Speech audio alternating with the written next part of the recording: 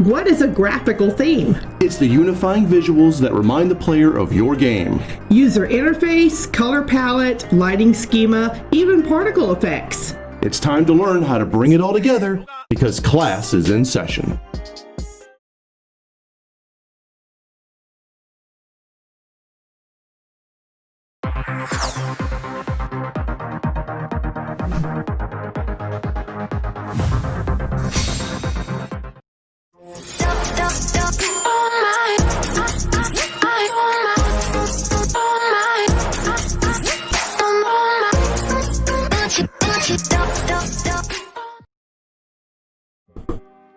Hello everyone, I'm Teal. And I'm Teal. And we're with Studio Blue. Thank you for joining us for our Creator Classroom.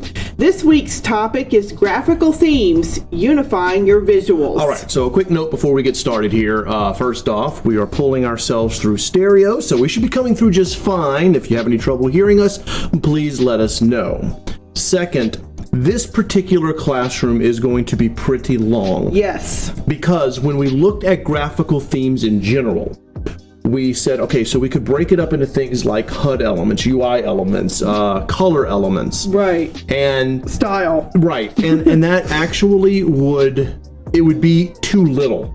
So what we decided was to bite the bullet on this one and give you the entirety of a graphical theme, what graphical themes are and how to create that unifying visual. Right. And this plays right off of our color theory. Yeah, last week we learned the basics of color theory. Right. And now we're going to build on that with this workshop with graphical themes. So our hope is that when you get finished with this particular workshop, between the one last week and this week, you will be able to look at your game and using the colors and the theme that you want to give, tell the story you want to tell through your visuals. Right. Bring it all together. Hello, Pixel. Welcome to the stream. That's fantastic. I hope you guys are doing great. Yes, this is absolutely it. I saw that hawk started a little early. Oh. Yeah. But no, if anyone wants to jump in, jump out, that's great. We will be showing this on VOD later. Mm-hmm. You know, if you are watching this, if you're watching this live, please give us a follow and consider subscribing. If you're watching this on VOD, please smash that like button, subscribe, and hit that notification bell. Yes. Now that we got that out of the way, let's jump right on in. Tia, would you like to start, honey? I'll go ahead and start. All right, let's do this then. Okay. We got a lot ahead of us, so let's have some fun. So our purpose of tonight's presentation is to teach you how to unite your visuals within your game. Yes, very important. If those visuals aren't united properly, the graphical side of your game can look very janky. Yes. It can look disjointed, and you can say, okay, so that it doesn't feel like I'm playing the game when I go into like the menu, or it doesn't feel like the game when I'm looking at the layout of the world, or whatever it is. In other words, it looks unpolished and unprofessional. Exactly. It creates a dissonance, and it looks like you really just slap stuff together. All right. So, what is a graphical theme? Hey, Realtron, welcome to the stream, my friend. It's a unifying visual concept that makes each aspect of a game look related to every other aspect. Right. It connects the player's mind in such a way that seeing any piece of the theme will instantly remind the player of the game. Right. So, for example, what we have there is the blue Final Fantasy menu from Final Fantasy VII Remake. Right. And when you see that style of blue with that style of character, you think Final Fantasy right away. Tron, by the way, just said that Hawk's Google doxed him, so I feel so bad. I hope Hawk's okay. That's awful. Okay. Yeah, that is terrifying. Our thoughts with Hawk. Yeah. That's not good. Yeah, hope he's cool. Okay, and to further our explanation of graphical themes, right, just to let you know, these can be any combination of colors, hues, shades, lighting, saturation, symbols and patterns. Right. And even style emulation. Even style emulation. Yes. There is so much there. Well, obviously, thank you there, Tron. Okay, if it just showed us town he can back down from that. He can recover. He can recover. We hope. Yeah, by the way, if you're popping over here from Hawkstream, give Hawk our love. We will raid him when this is over, if he's still going on. If he's still going, because we're going to be going at this for quite some time. This is not short. All right. We keep saying that. All right, let's jump in. All right, so we're going to use 3 different games to illustrate our points. And they are very different. Very different. We're going to use Fallout 4. Right. Kingdom Hearts 2. Right. And Persona 5. There's a reason why we chose these in particular. As we get to each one, we'll explain a little more. But each one looks very different. And the reason we chose the second Kingdom Hearts game is because on a thematic level, it's far more polished than the original. Yes. But anyway, we'll get to them as we go along. We're also going to be breaking this up. It's not going to be just me talking. Or just me talking. Right. Although, I think a lot of people like me when I talk. They do. They like you very much. Well, let's go ahead and jump into Fallout 4. With Teal as the presenter. Oh, because it's one of my favorite games of all time. If you can't tell from the amount of time she has it on Steam, right? Oh, yeah. I'm playing it all the time. Mm-hmm. So, Fallout 4. All right. We have several unifying elements in Fallout 4. Most notably, the graphic of the Pip-Boy. So you could almost say that the Pip-Boy is the main element. Right. Yeah.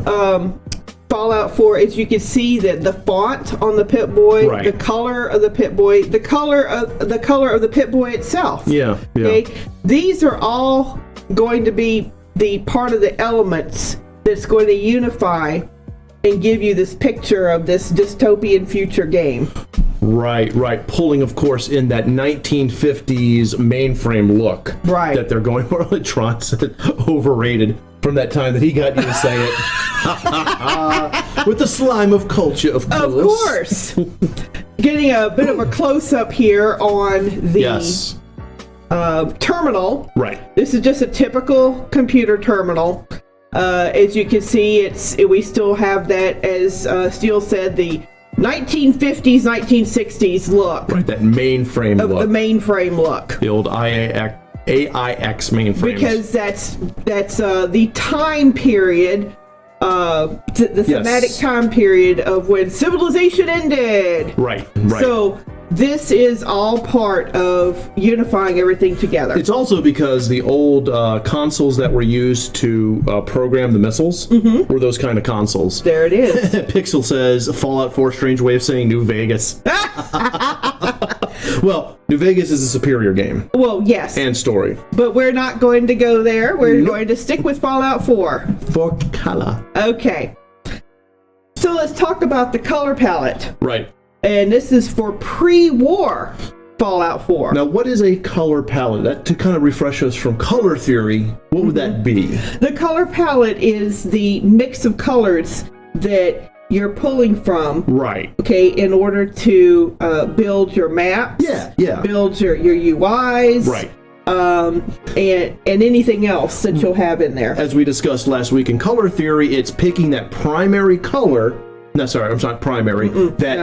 Main color set and building around it. That thematic color, correct? Okay, the color palette, yes. Yes, the color palette is what you are picking from. Right. Right.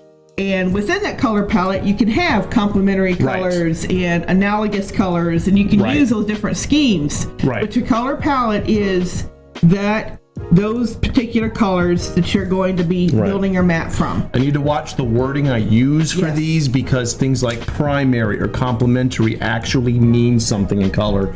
So what I mean is it's a palette choice built around that. You're okay. Yeah. You're fine. All right, let's go. Okay, let's continue here.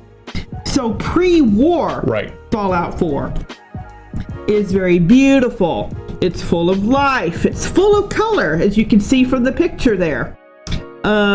With the blue sky and those beautiful autumn leaves and the ladies' dresses, and you see the sign up there, a Vault-Tec's advertisement sign. Right, prepare for the future. It's very, very pretty. Yeah. This whole overall picture with the colors and the freshness, it gives you a feeling of hope. You're moving toward the future. That whole idea of when Fallout 4 first starts, the progress. Correct. Yeah. There's lots of use of split complementary schemes. Oh, yeah. If you remember from last week, split complementary is when you have a color on one side, and then on the opposite side, 180 degrees on the color wheel. Yeah. Instead of using its opposing color, you use two colors adjacent to it. Yes, I remember that. So that, as I've said back then, is you find that a lot in nature. Yeah. So you see a lot of natural colors here. You're also going to see square color schemes. Okay. So they use a lot of these more complex color schemes in order to bring out just the progress, the nature, the harmony. There's harmony, yes, a lot of harmony, a lot of visual harmony. Right. And you're only in pre-war Fallout 4 for a very short time, but while you're there, it matches Nate's opening speech about hope. Yes. But. And then we go to post-war Fallout 4. In contrast, this world is ugly and grim. Yeah. There's less saturation of color, and there's a focus on painting this overall picture of desolation. Yes. You're going to see a lot of use of monochromatic and analogous color schemes. As you can see from this picture, you have lots of subtle shading. Yeah. The colors are very drab. It's no longer bright, and it almost looks monochromatic. Yeah, from the Photoshop standpoint, it's bringing that saturation down. Right. Yeah. To continue, even when there is color and saturation, it's undercut by drabness, broken-looking models, dirty textures, and a general overall feeling of hopelessness. So they basically use color, saturations of color, yes, yet undermined it, yes, in order to show that even that hope is fleeting. I mean, you see the pops of red on this color model. Yes. But everything else is drab and muted, almost a monochrome. Right. Color. Trying to say, here, we have this place and it's nice, Diamond City, this is what this is. We have this place and it's nice, but it's like putting a Band-Aid on a bullet wound. It is. Yeah. They're trying to dress it up, but you can see it. This is just they're living in a dump. Yeah. It's a dump. Yeah. By the way, if you hear papers moving, we got a lot of notes on these, so. Lots of notes. Yeah. Okay, let's move to the title screen. Ah, yes. When you first launch the game, you find yourself in an abandoned garage. Right. You have an incomplete hard armor suit that prepares the player for a grim survivalist world. There you go. Take a look at the garage with its broken windows. Right. It's general. See all the dustiness. The particle effects show a lot of dust in the air. You got this hard armor suit. It's incomplete. You're missing an arm piece there. Yeah. And you're prepared for this total wasteland devastated world, where things are broken and incomplete, and you have to kind of cobble it all together. Right. In fact, I think they even do a pan of like the workbench, and you see like a bobblehead and some tools, just to show you that it's just this tool you have to build. Yeah, like I said, you have to cobble things together. Nothing is pre-done anymore. Right. You have no more automation. Okay, let's move on to... Why is it not moving? What'd you do? Nothing. Hold on. That's on my end. Try again. There you go. Okay, the in-game UI. Yeah. It's the Pip-Boy. The Pip-Boy, yeah. But plain and simple. The Fallout 4 UI centers completely around the unifying element of the Pip-Boy, using it to become the menu. They kind of started doing that in Fallout 3, but they really took it to a new level in Fallout 4, wouldn't you say? Yes, they did. Yeah. Yes. Yeah.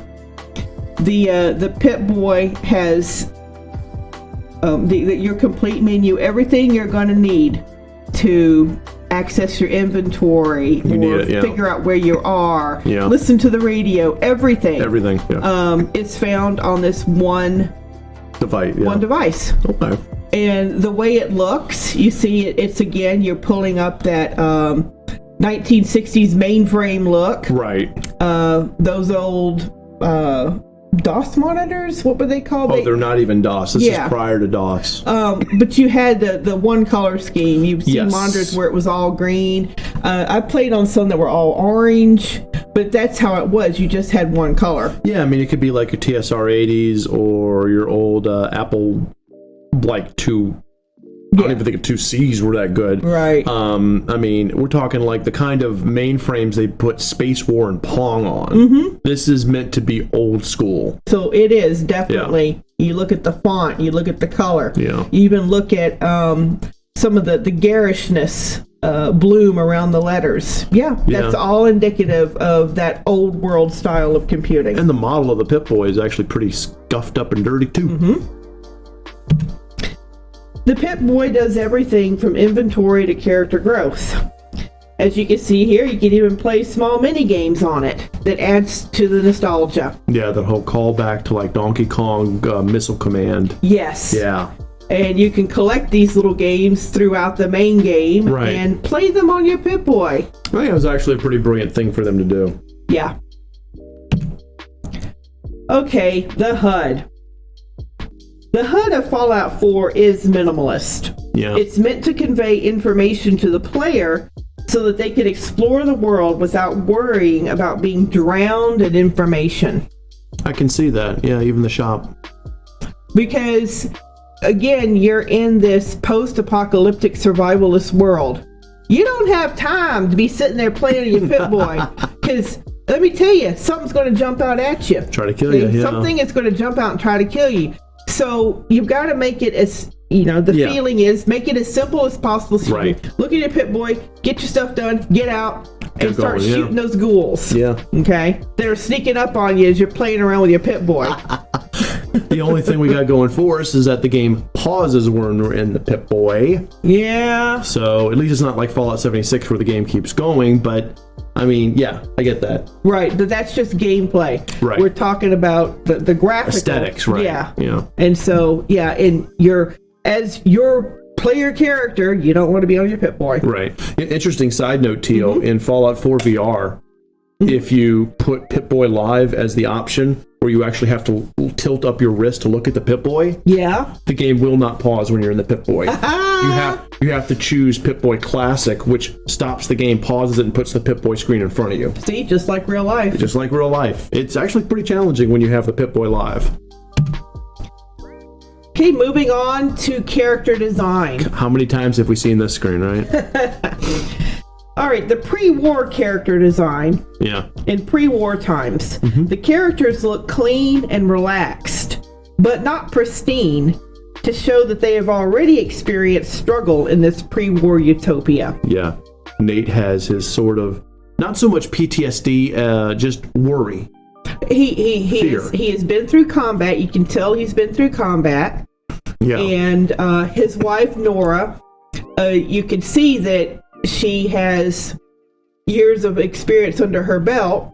She's no longer a spring chicken, but she's still young. Well, right, and she's an attorney, and she has, I believe she was a defendant, wasn't she? Or was she a prosecutor? Well, she was, it doesn't say what type of lawyer she was, but you do see her law degree in their house. I believe when you have her interview with Piper, she was a criminal lawyer, they just don't say what. They do not say what, no. Okay. So, you juxtapose that, the clean and relaxed and the freshness. Yeah. With the post-war character model. In post-war times, the characters look even rougher and more rugged. Yep. They look like survivalists who live off the land.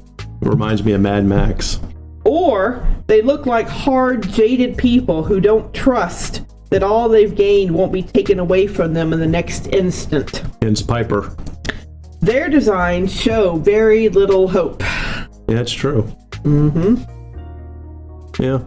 I could see that. So basically the characters themselves, even the ones that live in Diamond City, are like, yeah, we're living as best we can with what we got. Mm-hmm. Hello, Leaf. Welcome to the stream. Time for some murdering. Every every character looks like they've toughened up since the bomb dropped. Yeah. Even if they started off as human. Ah, yes.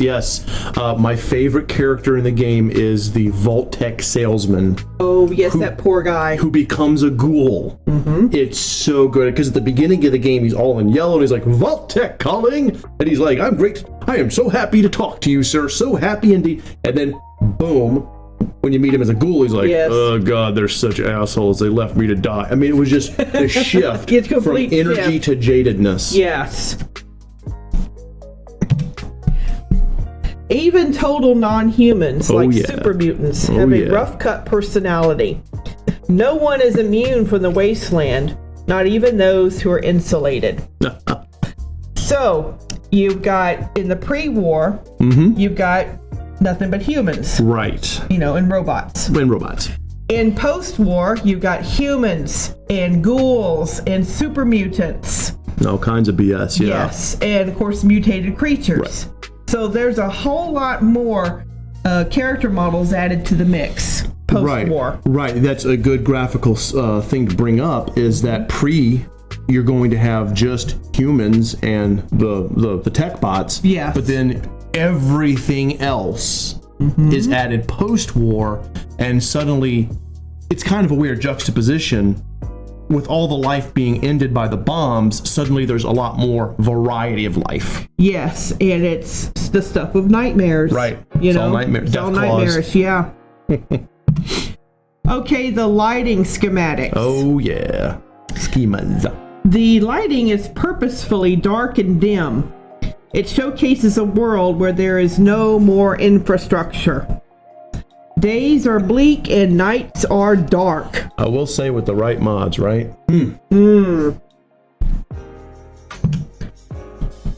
This is evident almost everywhere, and with the correct third-party modifications or mods, it can look simply breathtaking. So, for example, this is a scene from Diamond City. Oh, yeah. Okay? Yeah, you see that there's electricity, but it's only in spots. Yeah. The rest of where there's not a light, it's dark. Yes. And you can still see the dirtiness, the grunginess. And those darks, those when we talk about how important lighting is, having this lighting schema like this, where the unlit areas are very dark and foreboding and almost make you feel like something could be hiding in there.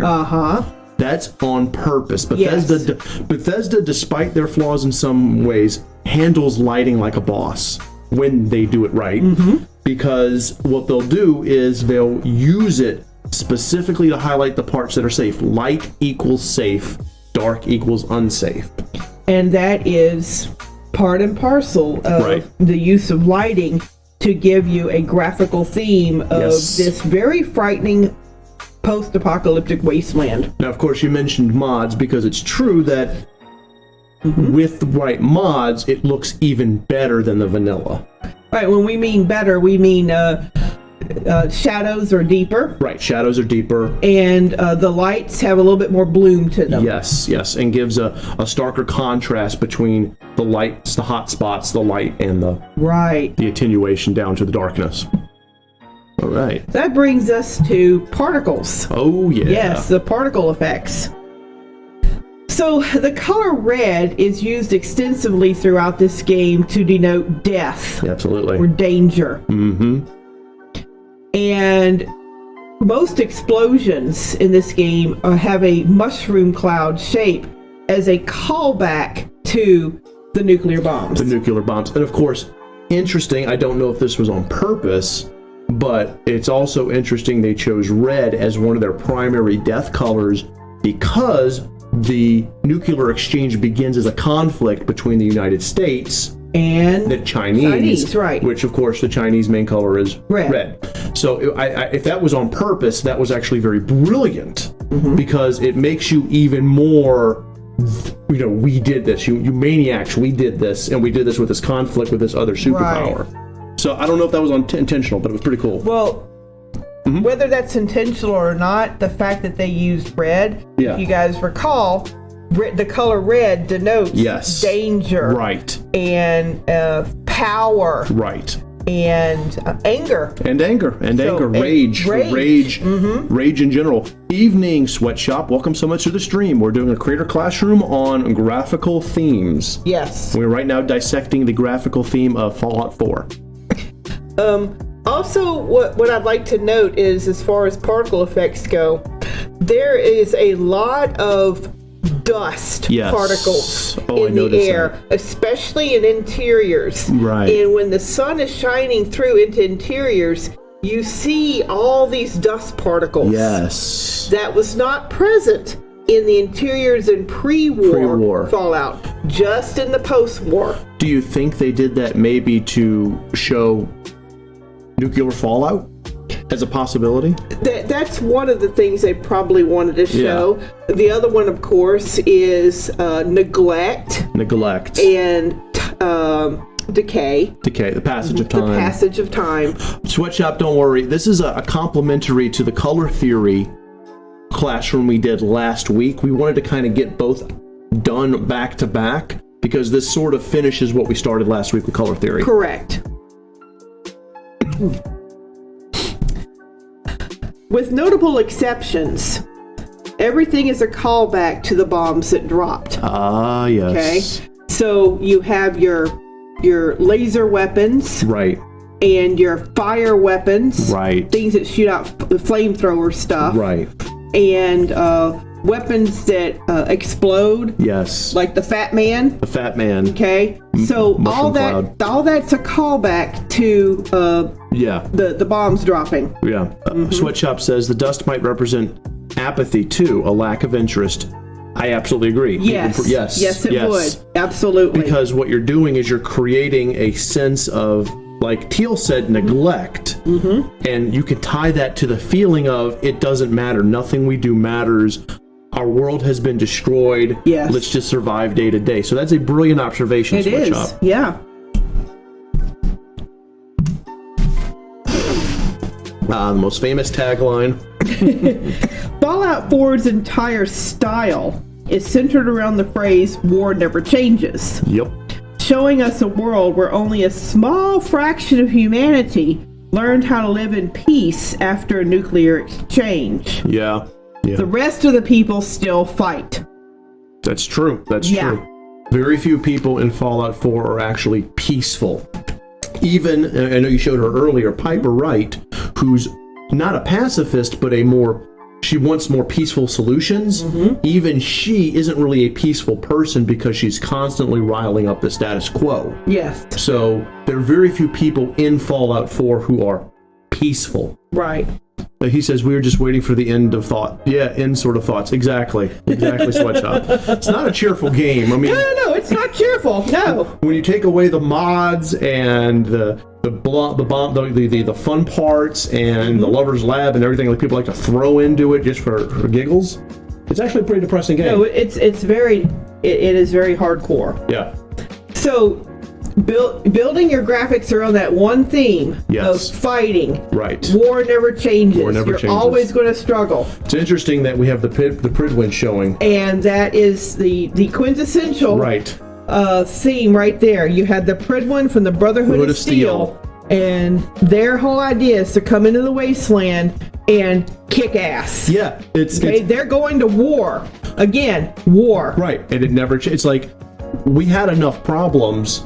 Then you jerk-offs come in, and you come in with your guns and your power suits and your vertibirds, and now this shit. Yeah, so halfway through the game, you're adding in more military assets, military models, military music. Yeah. So, again, that is all part of graphics. That is. The graphics are telling the story. Sweatshop also says, hard to be the only peaceful group where everyone else will shank you for some Nuka-Cola. So true.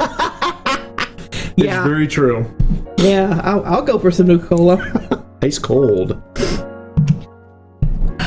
All right. Now, the Institute. Ah, yes. This is interesting. Because unlike any other map or set of assets in the game, the Institute appears very clean. Right. Very fresh. Yeah. But look a little deeper into it. What you're seeing here is lighting that is cold. Yes. Remember we talked about warm temperature and cold temperature? Cold color temperature. This is a cold color temperature scheme. You have a lot of white and light blue. It looks like ice. Yeah. You have this feeling of ice. Yeah. You have a few trees, but look how they're placed. They're not natural. Right. They're placed in very uniform locations. Yeah. Okay? The whole place has a feeling of sterility. Yep. And detachment. I mean, and when you see those little blots of red on the furniture, it pops really hard and looks like someone's trying to make their place colorful. It actually, using that pop of red, you can, it gives you a feeling of there's danger just below the surface. That's a good psychology of color. Yes. It's like a stop sign. Yeah. So when chat's not shanking themselves, because they've been shanking themselves. Of course. Sweatshop says comfort by design. That's absolutely true. True. It's all manufactured. It's all fake. It's all fake. Places like the Institute here, they look down on humanity as a whole, and in fact see the surface-dwelling human beings as nothing more than laboratory animals. Oh yeah. Meant to be examined, experimented upon, and then put down. So that whole viewpoint is put into the graphics. Yes. Because there are a bunch of dispassionate scientists that would rather experiment on humanity than help humanity.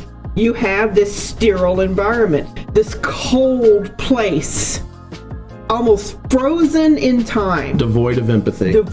Yeah. So Sweatshop says he works in retail and it's how staff rooms look, just less future tech. Yeah. Sweatshop, back when I used to work corporate, I'm going to speak for myself, corporate IT a lot, and corporate tech, a lot of the break rooms looked just fake. Like there's no love in it. And it's just, I don't know why. I mean, I do know why now. It's because it's cheap and it's easy. It's utilitarian. But it stifles creativity deeply, and that's where we're going with this. This is stifled life. Yeah, it is. Meanwhile, topside. Normal people have attempted to move on, but have been unsuccessful in doing anything more than surviving day to day. Yep. One of your major NPCs, Piper, she comments, most people are just looking for a hand. And that encapsulates the desperate struggle for survival. It really does. It does. The line Piper gives is actually very telling. Most people just want to survive. Yes, they do. Please help me live another day. And survival of the fittest, like you just said. It is literally that. I mean, this looks like a junkyard. Yeah. And we're all living in this junkyard. Yep. And food is hard to come by. Fresh water is hard to come by. And you're lucky if you can find a safe place to bed down for the night. So that's what that looks like right there. It reminds me very deeply, quick sidebar, of the scrapyard from Battle Angel Alita. That's Remember true. that? Yeah, the scrapyard. Underneath Zalem/Typhoeus. It's just this place of just, hey, if you can make it, that's great. If not, who cares? Right, who cares? Yeah. It's another day. More for me. More for me. And Sweatshop, you're right, man. Sucks the life right out of your soul. Yeah, it does. Okay. Ooh. So, using complementary colors, the green and the red, it's found throughout post-war. It truly is. Fallout. Yeah.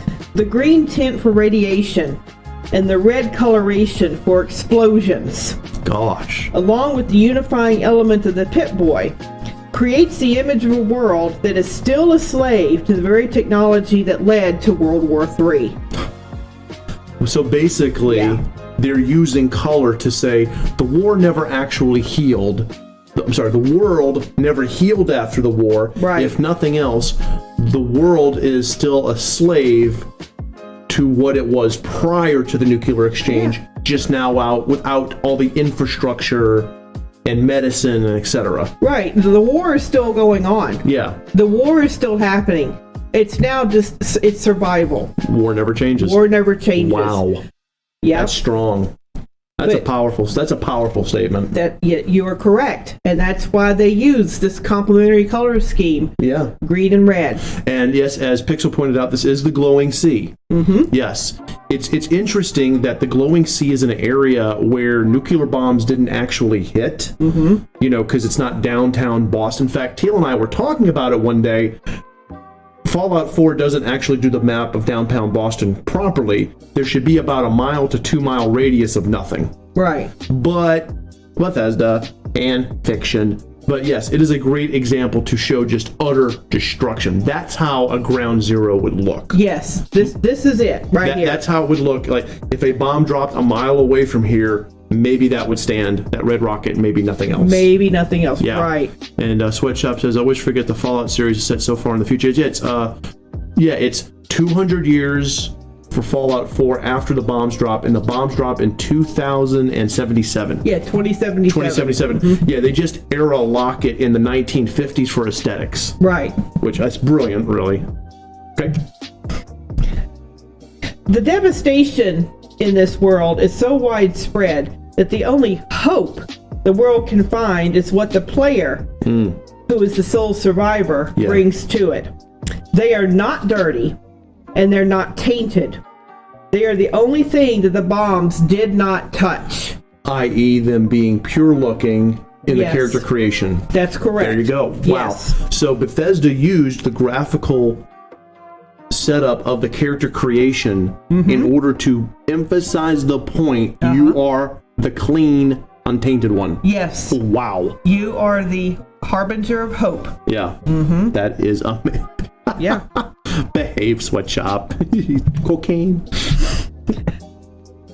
This idea is best exhibited by the highly colorized and the surprisingly stable red rocket. Yes. The one that's found right out Sanctuary. As well as the other areas that are meant just for the sole survivor. Right. The sole survivor starts and ends their story alone, like all Fallout protagonists. My favorite, of course, being the Courier and the Lone Wanderer. Both of their beginnings and ends start with them walking alone. And the sole survivor is pretty much the same thing. Yeah. Interestingly enough, isn't that the mock-up they use for the title screen, or is it a different garage? I never can remember that. Well, they do, in a way, it's a compilation of several different red rockets that they use in the title screen. Okay. But it's meant to be, this is a garage. Yes, this is a garage, and you can actually live in the garage. Got it. Okay. All right. Very cool. But anyway, that's the point here. Right. Is that the locales that are meant just for the player character are less stripped down, less gutted. And more, they pop more in that color of hope. Right. Got it. Okay. It's beautiful. In conclusion, Bethesda created a world with only a scant few embers of hope. And then it gives the player the option of either igniting them or stomping them out. There you go. Every look and feel of the game denotes that choice, hope or despair. So really, Bethesda did, using its graphics, create, it's very brilliant because they give you a chance to choose as the player character. Yes. Do I add to the hope or do I add to the despair? Correct. And all the graphics kind of lead you in that direction of, hey, it could look better or it could look worse. There you go. Your choice. That is fantastic. Good job, Teal. Thank you. Thank you. All right. All right. We are now going to move on to Kingdom Hearts 2. And I will do the presentation and you here. will present Kingdom Boy. Yes, Kingdom Boy. The sequel. All right, here we go. See if I can do this right. All right, so Kingdom Hearts 2. All right, I will advance. I got everything. Okay. I know what I'm doing now. Ha Roll on the TV. Hey, I actually want to see that, Sweatshop, that they're making a Fallout TV series. Ooh, that would be nice. Yeah. They're doing it. They are. Do we know where it's set? Do we know which city Don't know anything about it yet. I saw like one minor thing on it. Oh, please let it be New Orleans. Okay. Kingdom Hearts, a movie in a game form. Yeah, you're right. But this is Kingdom Hearts 2. Now, the reason I chose Kingdom Hearts 2 is because it's a more polished game than Kingdom Hearts 1. I need to get this moved a little bit. Thank you, Teal. Thank you, sweetie. You're going to advance for me? I will advance. All right, thank you, honey. All right. So the unifying elements of Kingdom Hearts 1 are a combination of two things put together. It's a symbol set along with a color. It utilizes the Final Fantasy blue married with symbology. And the symbology in Kingdom Hearts is huge. Yeah. Every symbol means something. Okay. Whether it be a papu fruit or a key, or in this case, the Kingdom Heart, the crown above the heart, or the Mickey symbol because of the huge Disney thing. Right. Now, please keep in mind when we go through this, Disney actually owns Kingdom Hearts. Square Enix just created it. Sweatshop says Kingdom Hearts you call in-game a crossover. That needs to be seriously. Yeah. Absolutely, Sweatshop. Okay. And as you can see, the symbols are all over. These are the three main villain symbols: the Unversed from Birth by Sleep, the Heartless, which are throughout the entire series, and the Nobodies, which start into Chain of Memories and add onward. But it's all symbols. The symbols invoke an emotion of something. Like with the Heartless symbol, with the heart, with the thorns going through it, it invokes a symbol of no heart. Right. With the Nobody symbol, it creates an inversion, and with the Unversed symbol, it creates a conflict. Yes. All of these things symbolize some aspect of darkness or nothingness or juxtaposition against light. Yes. So Kingdom Hearts is a very heavily symbolized game. Wait, does this mean the MCU? It's very possible. It's possible. Since now Disney owns them, absolutely. Absolutely, Reverie. Welcome to the stream. We're talking about Kingdom Hearts 2's graphical theme. So, Kingdom Hearts 2 is a vibrant and colorful world with a high level of saturation in almost every location. And it's an extensive use of both the primary and the secondary colors. Look at the scene from Agrabah. The red coming from the Heartless as it gets slapped, the green, which is a secondary, the very blue sky, Aladdin's purple, very noticeable. Yes. Even on the side, when you look at the green health bars and the blue magic bars, everything pops. And that is across the table with most of the Kingdom Hearts series, but Kingdom Hearts 2 really ramped it up from the first one. Yes, it did. All right, so also it's impossible to play the game and not just see those colors. You really can't miss them. They throw them in your face constantly. Now, each world has its own scheme. Some of them are going to be monochromatic, others tetradic. I can't pronounce tetradic. That's going to be a new thing. Tetradic, or square. In other words, they pick a theme for that particular world. Like, for example, this is Space Paranoids. Space Paranoids utilizes, that looks like that is a square theme, actually. Maybe it's tetradic. What do you think? They mix monochrome with tetradic. Tetradic. Teal knows her shit. But seriously, though, for this game, this is based off, of course, Tron. Right. They use that pop of blue means good, red means bad for the MCP versus Tron. Right. And everything is either gray or one of those colors brought up to the highest level. Right. Sweatshop says vivid colors makes the heroes look better. If that makes sense. Yes, it does. Especially in games like this, Sweatshop, when you're dealing with enemies like the Heartless and later on Organization 13. The higher the color count, the more your character looks like a good guy. Yes. And that's especially the case in this game. And that's in keeping with Disney. That's keeping with Disney. As each world is taken from a Disney property, for example, great care has been given to make the artwork, the style, and the coloration as close to that as humanly possible.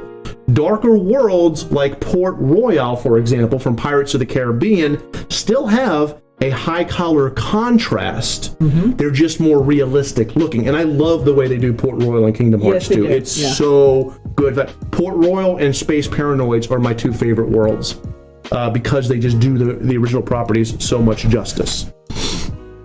And then finally, even the original worlds, like the world that never was at the end of the game, the final dungeon, which is supposed to be drab and dark, has color that is used to make it feel like Disney during the Dark Ages. Yes. So when you see the world that never was, you're thinking those drab but highly colored parts like the Black Cauldron, the Aristocats. Yes. What was another one? The Sword in the Stone. Sword in the Stone. Those worlds that were, those movies made during the Dark Ages that didn't quite ever make it into the mainstream popularity until well afterwards. Right. But still had a very distinctive color palette and look. And I think that was one of the most brilliant choices. Because you look at that and you can see the color symbology, the color palette used. Right. And that is the color palette of the Black Cauldron. Yes, it is. That is the color palette of the Black Cauldron. Yes, it is. That kind of sick green for the memory skyscraper. All right, so let's talk about the title screen. The title screen itself, it pops. Yes, it pops does. hard. Now, this is from Final Mix, so it's going to show a little bit slight artwork than the original, but the same concept. You have Sora and Roxas eating sea salt ice cream. Sea salt ice cream. Kind of chilling out in Twilight Town, and it's just color. Yes, it is. It's just, here's color. And it's a beautiful pastel color, but it's still a popping color. You've got a lot of primary colors there. Red, blue, yellow. See? Red, blue, yellow. Red, blue, yellow. Yeah. And yes, Sweatshop, going back to the memory skyscraper, it's that evil Disney lime green. Yes. Yeah, they use it for Maleficent's power. They use it for the Horned King in the Black Cauldron. Yeah. They love using that color. That's their bad guy color. All right, so continuing on, let's talk about the in-game UI in Kingdom Hearts 2. So now, I know I'm showing something from Kingdom Hearts 1, but this is to prove a point. The UI for all of the Kingdom Hearts games has remained consistent, using the Final Fantasy Blue that fans of the series have come to know. So this is the original HUD, the original in-game UI from Kingdom Hearts 1. You have that blue that everyone knows. You have that font that everyone knows. This was done on purpose so that fans of Square Enix games would look at it and feel a sense of familiarity. But then you put Sora, who looks like a Disney character. Yes, he does. With how he's dressed. And then you put over Donald and Goofy, who are Disney characters, and suddenly it merges. When this game was first announced, I actually did not think Kingdom Hearts would work. I was like, why would you combine the creators of Final Fantasy with Disney? And of course, the moment we loaded up the game the very first time back in 2003, we were like, holy shit, it does work. Yeah. Great experiment. I'm glad they used it. So this HUD, I keep calling it a HUD. This UI right here continues into Kingdom Hearts 2. And it's simply a refinement of what was already there, but they added space for the new systems. They gave everything a sleeker look, and that is consistent. Every single Kingdom Hearts game, even the Game Boy Advance Chain of Memories, uses this coloration, this schema, to give you this familiarity, and it just gets better and better and better with each game. Birth by Sleep, and eventually all the way to Kingdom Hearts 3. The only notable exception is 365 and a half days. When you play Roxas, the UI is the same, but they use a red. Same level of saturation, but a different hue. And they do that specifically because you're playing not Sora. Right. You're playing Roxas. Very well done, actually. Very brilliant. I have to say, if we ever do anything on menus, the Kingdom Hearts series will probably be one of the ones we pull from because the refinement over the years has just gotten better and better and better. Right. Now let's talk about the HUD. The HUD of Kingdom Hearts 2 became iconic when it started to change with each world. So in the original Kingdom Hearts, it was just a blue menu that turned red when you were fighting. Right. That's all there was to it. It was nothing special. What they did in Kingdom Hearts 2 was each world had its own unique HUD. That's right. What I did like was that they gave you the option to shift back to the old one. But literally, after 5 minutes of playing as Roxas in the prologue, I did not want the old classic UI. I wanted this HUD. The new one, It was so brilliant. Is Roxas, no idea, no, it's Roxas, yeah. Roxas is Sora with an X, an anagram of Sora with an X. No, he wasn't evil. He was Sora's nobody when Sora stabbed himself at the end of Kingdom Hearts 1. Yeah. He wanted to, he's actually a very good person. He's just not Sora. Right. He's the other Sora. Hey, Reverie. All right, cool. So, the beautiful thing about this HUD is that at its heart, it's still a minimalist HUD. Yes, it is. It doesn't matter how many bells and whistles. So you have like Twilight Towns where they have little pops here and there. You have the very gears of Hollow Bastion, because if you recall, Hollow Bastion was bad in Kingdom Hearts 1. And in Kingdom Hearts 2, you find out it's the home of all the Final Fantasy characters. And now they're trying to fix it, so you have the gears. Very awesome. And then in the final world, the world that never was, you have all those poppy, all those angles for the nobodies. But each one is at its heart a minimalist HUD meant to let the players focus on the action. And that is the best thing about this HUD, is it's minimalist in an action RPG. You do not want to have a complex HUD in an action RPG. No. That is the word. I do not like. I haven't played the game, but I've looked at Breath of the Wild's HUD and Breath of the Wild's menu, and I'm not a fan of it because it's a lot of busy work. I'm sure the game is amazing, but that doesn't mean the HUD is going to be amazing. Reverie says, now I have Roxanne by the police in my... Roxanne! Don't get me singing. Rock says you don't have to put on the... Oh, no! Oh, and I read that. Yeah, you read it. I read you that. read it. Caught me, Sweatshop. All right. I think we should move on. All right. Now, let's talk about the character design. I love the character design in the Kingdom Hearts series. I do too. Yeah. This drew me in from the moment Sora starts in the dive to heart in the first game, and I have never let go. So whether it's a Disney Toon character like Donald or Goofy in the background there, or an original like Sora or Riku, who, by the way, they are still Disney characters. I can't stress that enough. So they're going to have that Disney-esque look. But all the Kingdom Hearts characters look like Disney versions of a JRPG hero. Yeah. And if you look, the best way to explain that is put Sora to the side for 1 second and look at the costumes that Donald and Goofy wear. In the very first game, when they're in the castle, Disney Castle, Donald's dressed in a court magician uniform that looks very Disney-ish. And Goofy is dressed with the whole knight helmet, captain of the guard, looking very Disney-ish. It looks Disney-ish. Yeah. But then as they're headed to Traverse Town to go eventually find Sora, they're talking about getting new duds. And when you see them in their new duds, it looks like a JRPG character that Disney created. That's right. And then you see, you juxtapose that to Sora, especially Sora in Kingdom Hearts 2, when he's got pockets all over the place. Yeah. And suddenly you have this look that's very unique, very recognizable. Like, I can tell a Kingdom Hearts character just by how they're dressed. And to me, that is solid character visuals.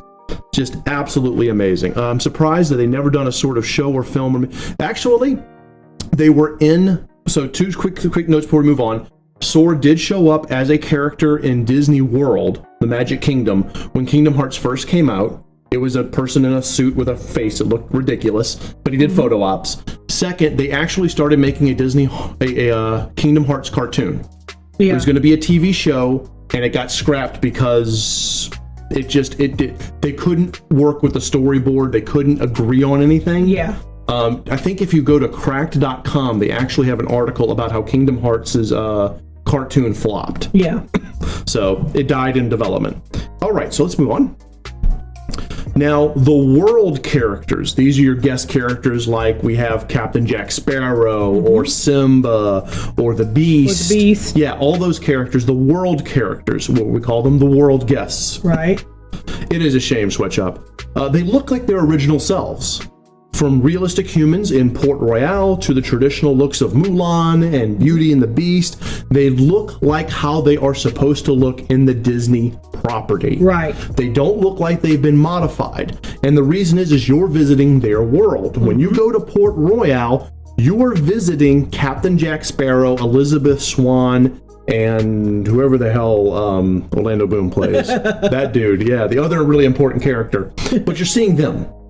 They actually facial captured Johnny Depp and Geoffrey Rush for Jack Sparrow and Barbossa. This was on purpose. They wanted you to feel like you were looking at the actual characters. So let's move on. We'll talk a bit more about this. The Final Fantasy guest characters. This is really good.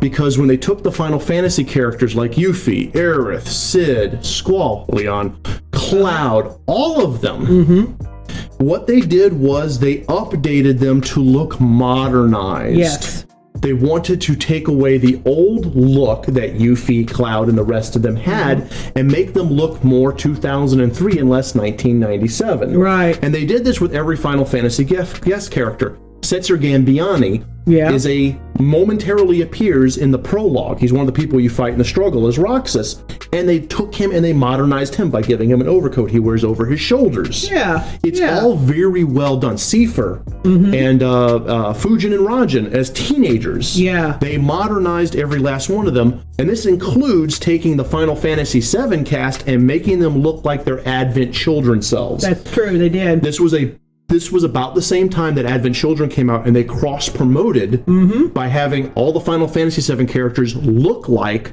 their Advent Children selves. It was really well done. Okay, and then they keep the paradigms intact. Let's talk about that for a second. So the game itself takes place mostly in worlds where Sora can romp around as himself with Donald and Goofy. That's very normal. However, there are many worlds where there are some worlds that doesn't work, and that the game keeps that paradigm intact. So whenever Sora visits a world that cannot have a normal human, he undergoes a change, a costume change. Hey, welcome to the stream, Chaos. Yeah, go ahead, read.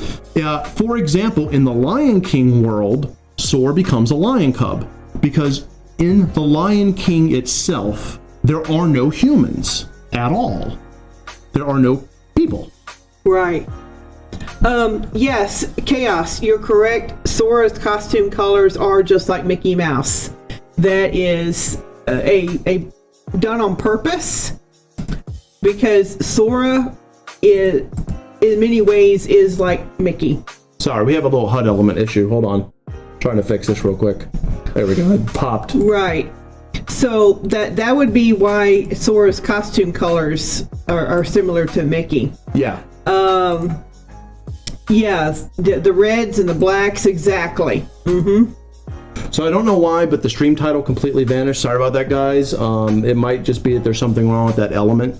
But we're going to move on anyway, because that's not as important. Right. Let me go ahead and click back on here so we can continue. Before we move on, I don't know why it's showing up as an AMA. It might be because Reverie, the tags that Twitch applies to it may not have cleared.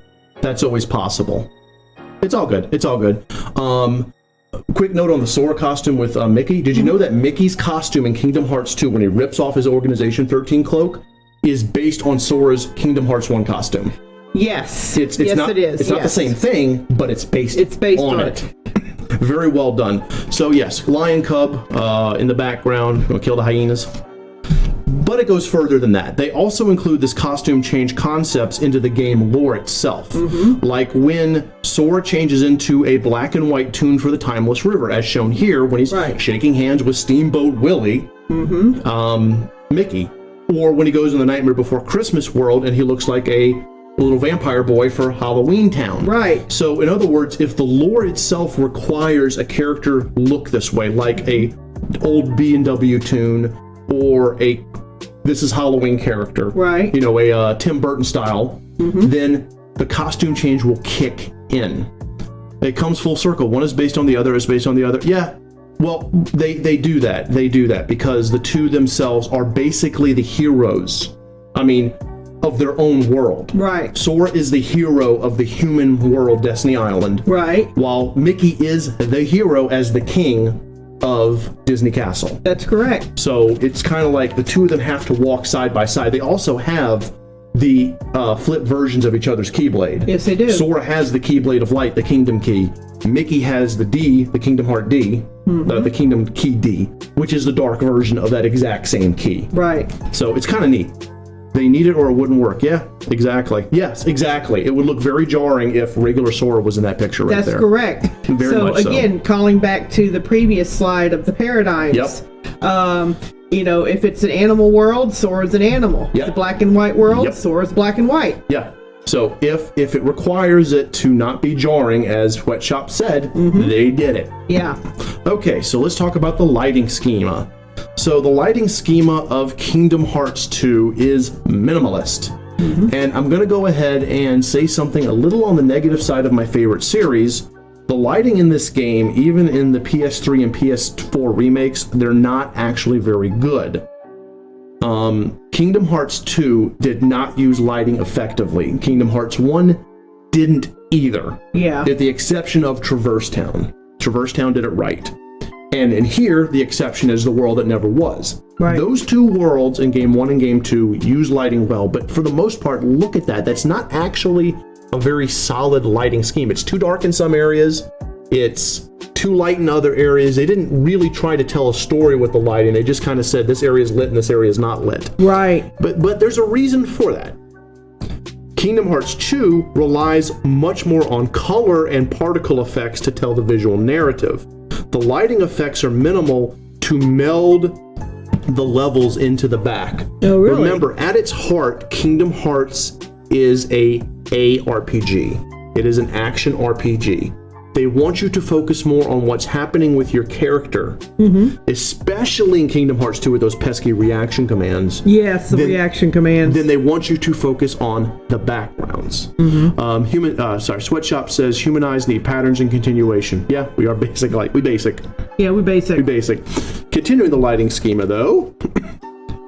The only time this really changes, and it was when they want to contrast light from darkness, which is the thematic conflict of the game. Right. Kingdom Hearts is about light versus dark. Yes, they start adding in the whole nobodies, and they also add in the fact that the dark isn't inherently evil. Right. But light versus dark is still the thematic conflict of the series. Yes, it is. So in the instances where they want to contrast light and dark, they use lighting to showcase the heroes and the villains. Yeah. Heroes have bright colors, high levels of saturation, sparkles, as you can show from the three characters using their three keyblades to open up the door to the final battle. Right. The bad guys utilize those darker tones, the sullenness, as well as that infamous sick lime green and dark purple fire. Oh, yes. They love doing that. Maleficent, which I don't think I've shown any pictures. I think she shows up later.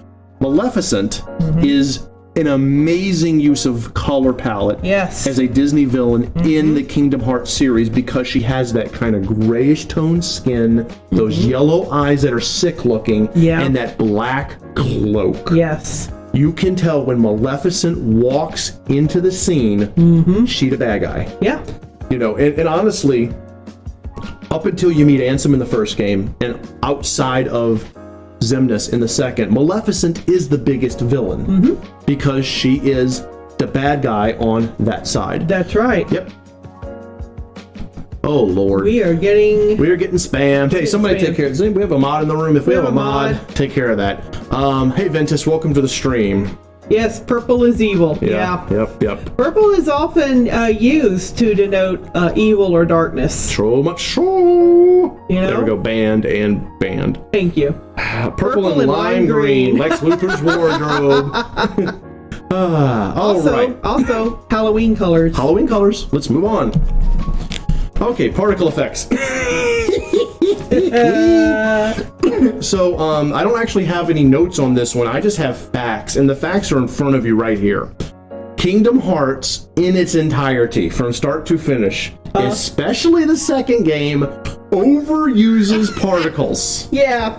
These screenshots are screenshots I took from the game, and that scene on the left where Sora's running from the big laser that's firing, so much of the game just saturates the screen with particle and effects. Yeah. It happens so much. Yeah. Because that's how the game shows you that something is happening. Yeah.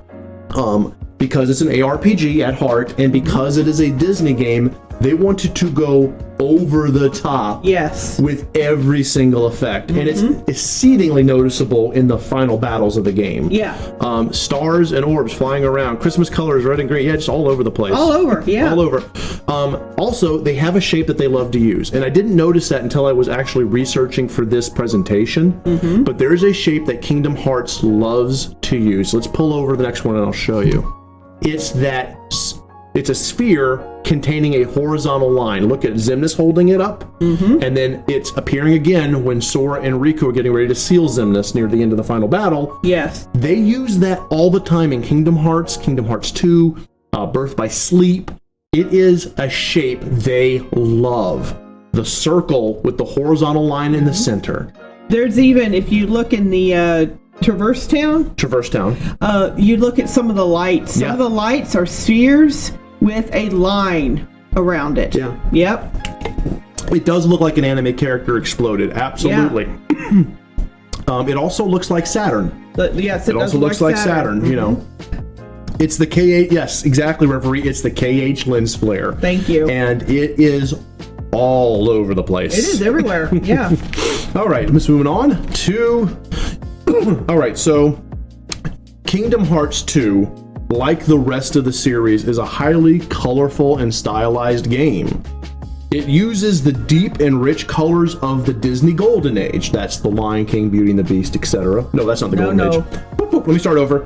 It uses the deep and rich colors of the Golden Age. That is back in the day of Snow White. Cinderella. It uses those for the backdrop. It uses those Golden Age rich colors of, look at this beautiful world we've created. Yeah. That's their backdrop. But it uses the drabness of the Dark Ages, that sick lime, that dark purple, that black, for its villains.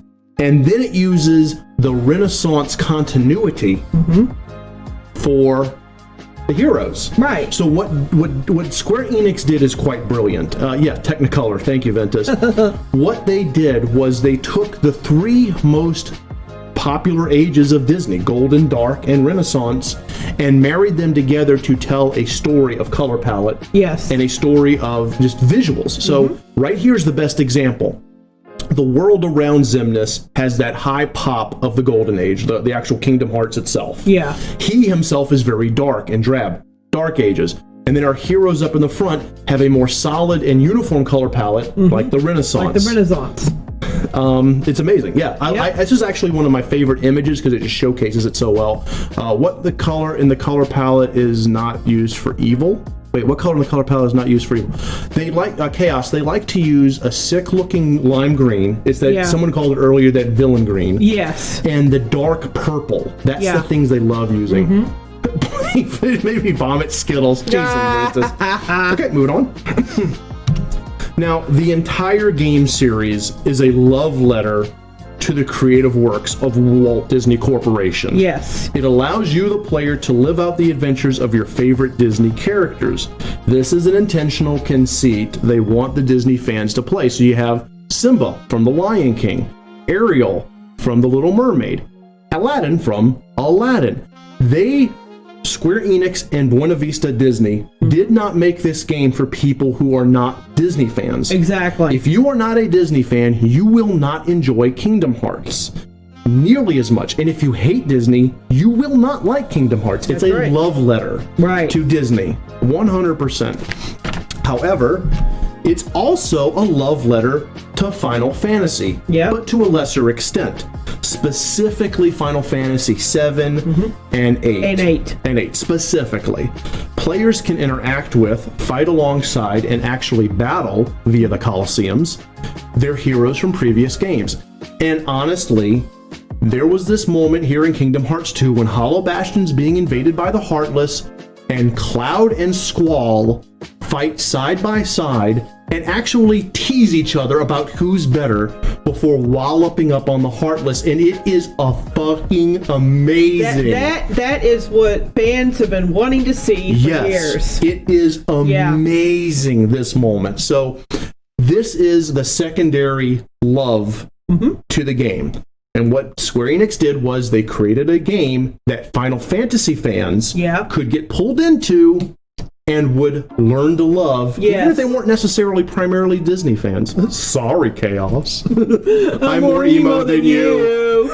My fringe is bigger. Well, a lot of it is when they're talking, it's like, think you could handle yourself? Well, I'll handle the one you don't handle. Well, let's see if I leave you one. I mean, it's like literally they're just basically who's better. Yeah. It's hilarious watching these two. Okay. Now, the storyline to Kingdom Hearts 2 is formulaic for the first half. Yeah, it is. Closely following the tone and tenor of the original first game. Right. So that first game, it's all about you versus the Heartless. The organization appears literally in the first 5 minutes. They yell, they taunt Sora, and then they vanish. And they vanish, right. And it's for the rest of the first half of the game, it's you versus Maleficent and her lackey Pete. Right. And it's so formulaic that you almost feel like you're literally just playing Kingdom Hearts 1 with a new cast of characters and cooler stuff. Yeah. My parents died more than you did. That's great. Okay. However, halfway through, the entire story shifts focus on the mysterious Organization 13, right, which Square teased about for many years. Yes, they did. And at that point, the color palette shifts.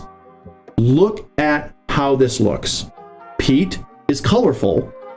The Heartless that he commands are colorful, except for their faces. Right. Maleficent is the only dark because it's Maleficent. Right. Then you shift over to Organization 13, and everything about them is dark.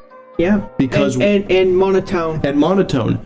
You know, only their weapons have color. Monochromatic. Monochromatic, right. Yeah. Because what they're trying to say is Organization 13 is a bigger threat than the Heartless. That's right. Which is absolutely true, because at the end of the game, Maleficent teams up with you temporarily because Org 13 is the bigger threat. Right, you know, and you think about what the Heartless look like. Yes. Especially those little floaty Heartless. Yes, the floaty Heartless. Yeah. They're all different colors. They're all different colors. You got red ones and blue ones and green ones, yep. And your dark Heartless have the brightly colored outfits on. With the exception of the Dark Side Heartless, and the Shadow Heartless, most of the Heartless in all the Kingdom Hearts are colorful. Yeah. Organization 13 is either drab with its nobodies or that dark, those dark hooded cloaks. Just realize the 13 letters in Mickey's. Yeah, it's all connected. It's all connected. They did it on purpose. Yeah. They did it on purpose. It is. It's absolutely.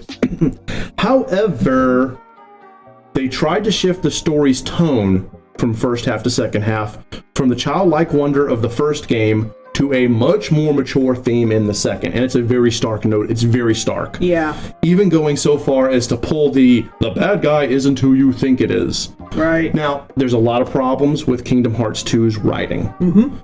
It fails on a number of levels. However, the tonal shift that we're talking about on a graphical level is to perfection. Yeah, that was good. That is absolute perfection. And they even bring the color back at the end of the game. This is a near end game scene where the real Ansem is talking to Xemnas. And its old master and failed student are having a confrontation. And you can see with Ansem, the real Ansem, the color palette is the dark palette, except for his hair. It's that lighter palette. Right. So he himself there's a little bit of goodness left in him. Right. And then you have Xemnas in the background who's just evil. Right. So the graphics succeed where the writing fails.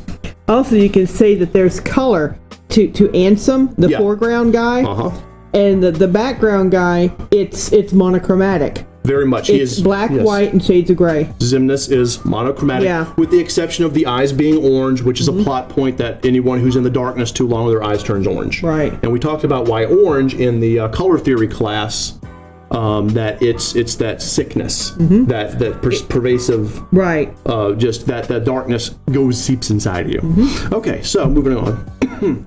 The confusion and mental dissonance of the second game's story persist pretty much until the end. It's not a very good game storyline wise. Nomura did not do it well. However, the graphical themes and visual presentations of the second game that guide you through it stay true to the vision every step of the way. Yes. The reason we chose Kingdom Hearts 2 was because graphically speaking, it handles itself beautifully the entire time. Yeah. The colors, the shift in tone, the shift in palettes, everything is handled wonderfully. If the writing had matched the graphics, the game would have been truly amazing instead of just good. And it's a good game, but it would have been better. You can see right here this confusion is actually, this is when Sora wakes up, the confusion shows because the colors are clouded and pastel. They even do that. So you see this haze in the color palette that matches Sora, Donald, and Goofy's confusion as to why have we been asleep for a year? What the hell has happened? Right. It's so well handled on a color level. Speaking of handling things on a color level, the final boss himself, this is the final boss in this final form, is that juxtaposition you were talking about, Teal. Yeah. This is light, dark, drab, everything. Yes. Final Xemnas is a culmination of all of that put together into one monochromatic look. Yeah. Very well done. This is actually one of my favorite final boss costumes because it just explains it and it uses those angles that we talked about for the nobodies. Yeah. It's really well done.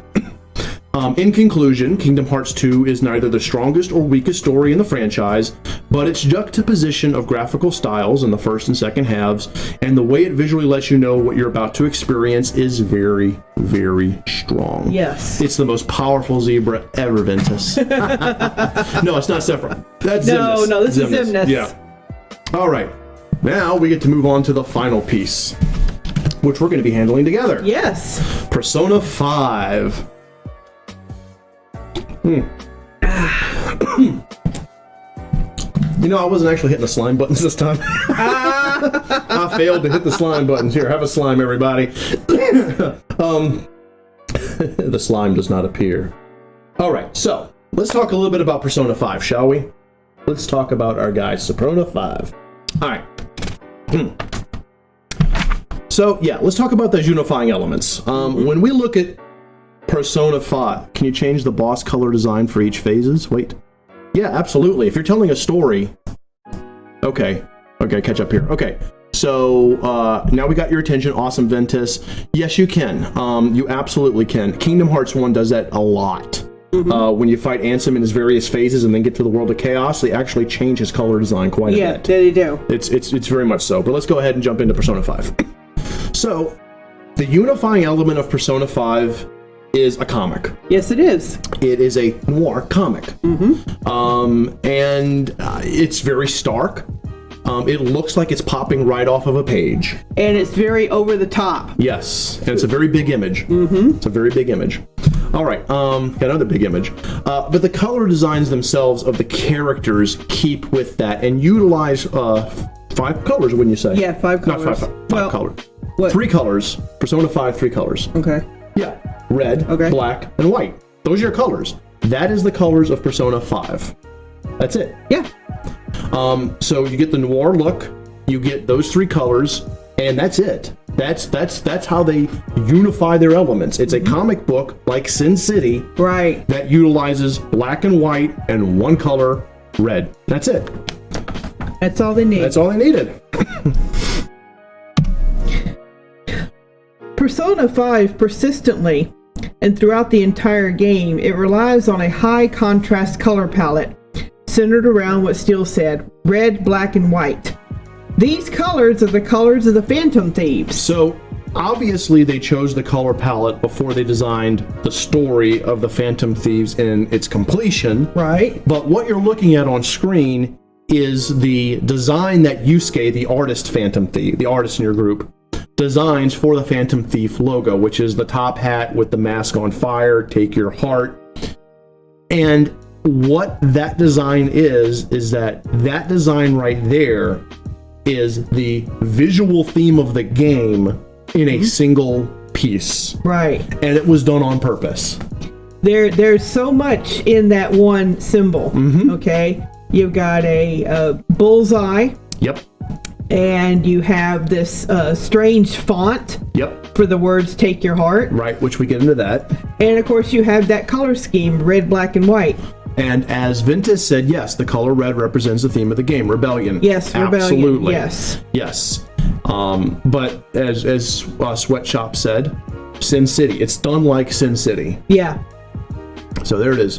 It is a great color. Okay, moving on. Persona 5. Every aspect of Persona 5 uses this color palette in completion, even when the colors are changed. So, for example, you could do the exact same thing and have it be green, or yellow, or blue. Or blue. Minor uses of other colors are only used for shading. So look at Joker's glove. Right. So look at his sleeve. Right, his sleeve. Is that glove? Yeah. God, I'm not on my game tonight. Sleeve. His sleeve. The shading is done in this kind of teal blue. Right. A dark teal blue. And it's shading as done in the old comic strips. Right, the whole dot. I forgot what it's called. It's not crosshatch. It's the other one. It's the other one. It's been a while since I've drawn anything, but yeah, it's meant to look like shading on a comic page, so that muted teal that is almost a grayish teal, but not, is literally there just for shading. You wouldn't know to look for it as a color unless you knew to look for it as a color, because what you're going to see is the black, the white, and the red. That's correct. Joker's played by Benedict Cumberbatch. Thank you. Visual accenting here is accomplished by the use of strong foreign colors throughout the entire game, such as yellow during an all-out attack. Right, like an example here, they're not using yellow as a primary palette. Right. They're using it to draw your attention to it. For example, Morgana's eyes, his scarf, Ryuji's gloves, and even Ann's hairband. You're going to notice those things because you're used to seeing black, white, and red, and then suddenly bright yellow just comes out and slaps you. Right. It's very well It's that done. pop of color. High pop. Draws your attention. Yes. Took a sec to realize we're talking about the color and not teal. No, it's exactly. Right. All right, so let's talk about the title screen. Oh yeah. Highly stylized, very beautiful. They love the subway motif. They do. The subway and train motif is huge for them. But let's just analyze this. It fits what Ventus was saying. This is rebellion. Yeah. You have a bunch of teenagers standing around in a subway station.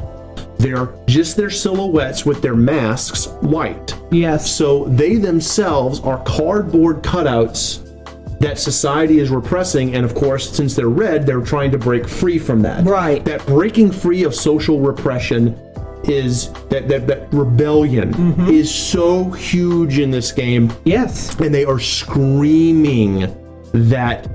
They are literally screaming that theme here. Right. The red body, white mask. Right. And then of course, with the mask being white, it calls your attention to it. Yeah. And of course, it's the typical, white is a good guy color. Also, it pops well against the red, while black would blend in more. Right. They're using a lot of commonized themes. But then let's look at the train.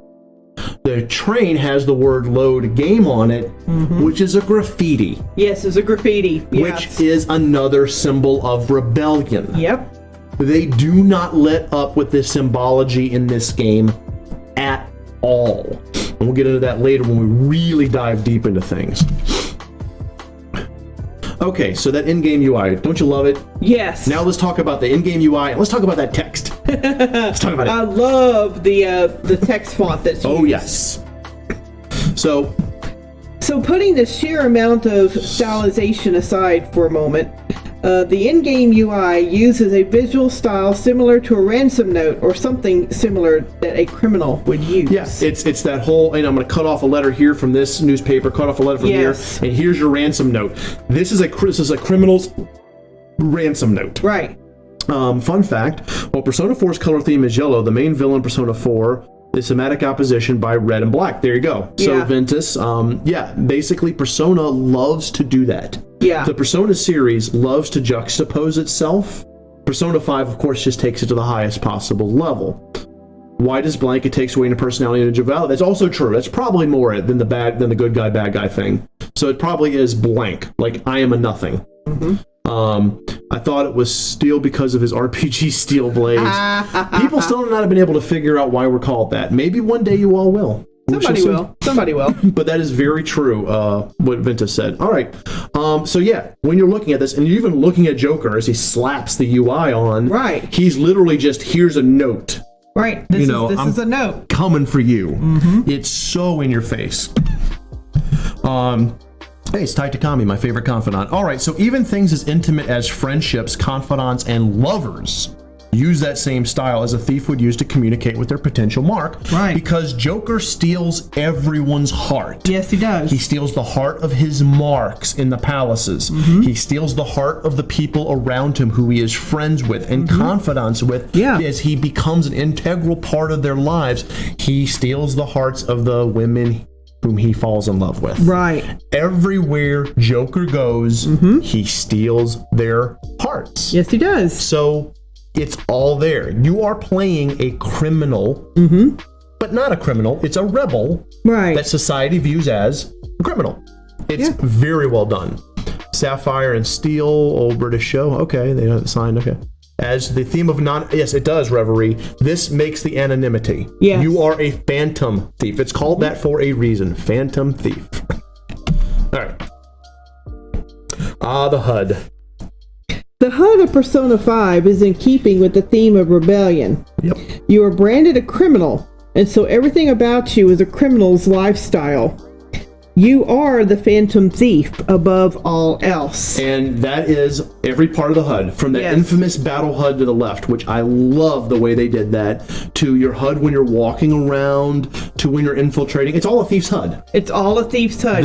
You have that, you have the anonymous letter for the font. That anonymous thing. Yep. And you've got your color scheme, black and white with some red. If you were to show the calendar would be black and white and then have a red circle on it. Yes, and it even sticks a dagger in it. Yeah, and you've got the color scheme, red, black, and red. Red, black, and white. Absolutely. Everywhere you look, it's there because they didn't want to let up. Because Joker does not get let up on. No, he doesn't. And by the way, Sweatshop, he's called Joker. Morgana, one of the characters, calls him Joker because he's the wild card. Yeah. Because he's the one thing no one is expecting, because he can do something no one else can do, which is hold multiple personas. Yeah. He is literally the unknown variable. Very deliberate. Very deliberate. There is nothing in this game, Sweatshop, that is by accident. It's all by design. Let's move on. Okay. Character design. This is taken from the anime, but it might as well be from the game. It doesn't matter. Joker, who is, of course, the main character, you actually name him. I think in the anime he's Rin, but it doesn't matter. It doesn't matter. It doesn't matter. He is created to look as normal and unassuming as humanly possible. He is the everyman archetype. He's just a regular teenager. That's all, yeah. He's literally, he's unremarkable and unobtrusive and unassuming. Yeah, he is, yes, as Ventus is saying, he is the full arcana. That is true. He is, the number 0 is empty but limitless. Exactly. Ventus, you've obviously played the Persona series. And it shows. But you're 100% correct. Joker is a blank slate that can be anything.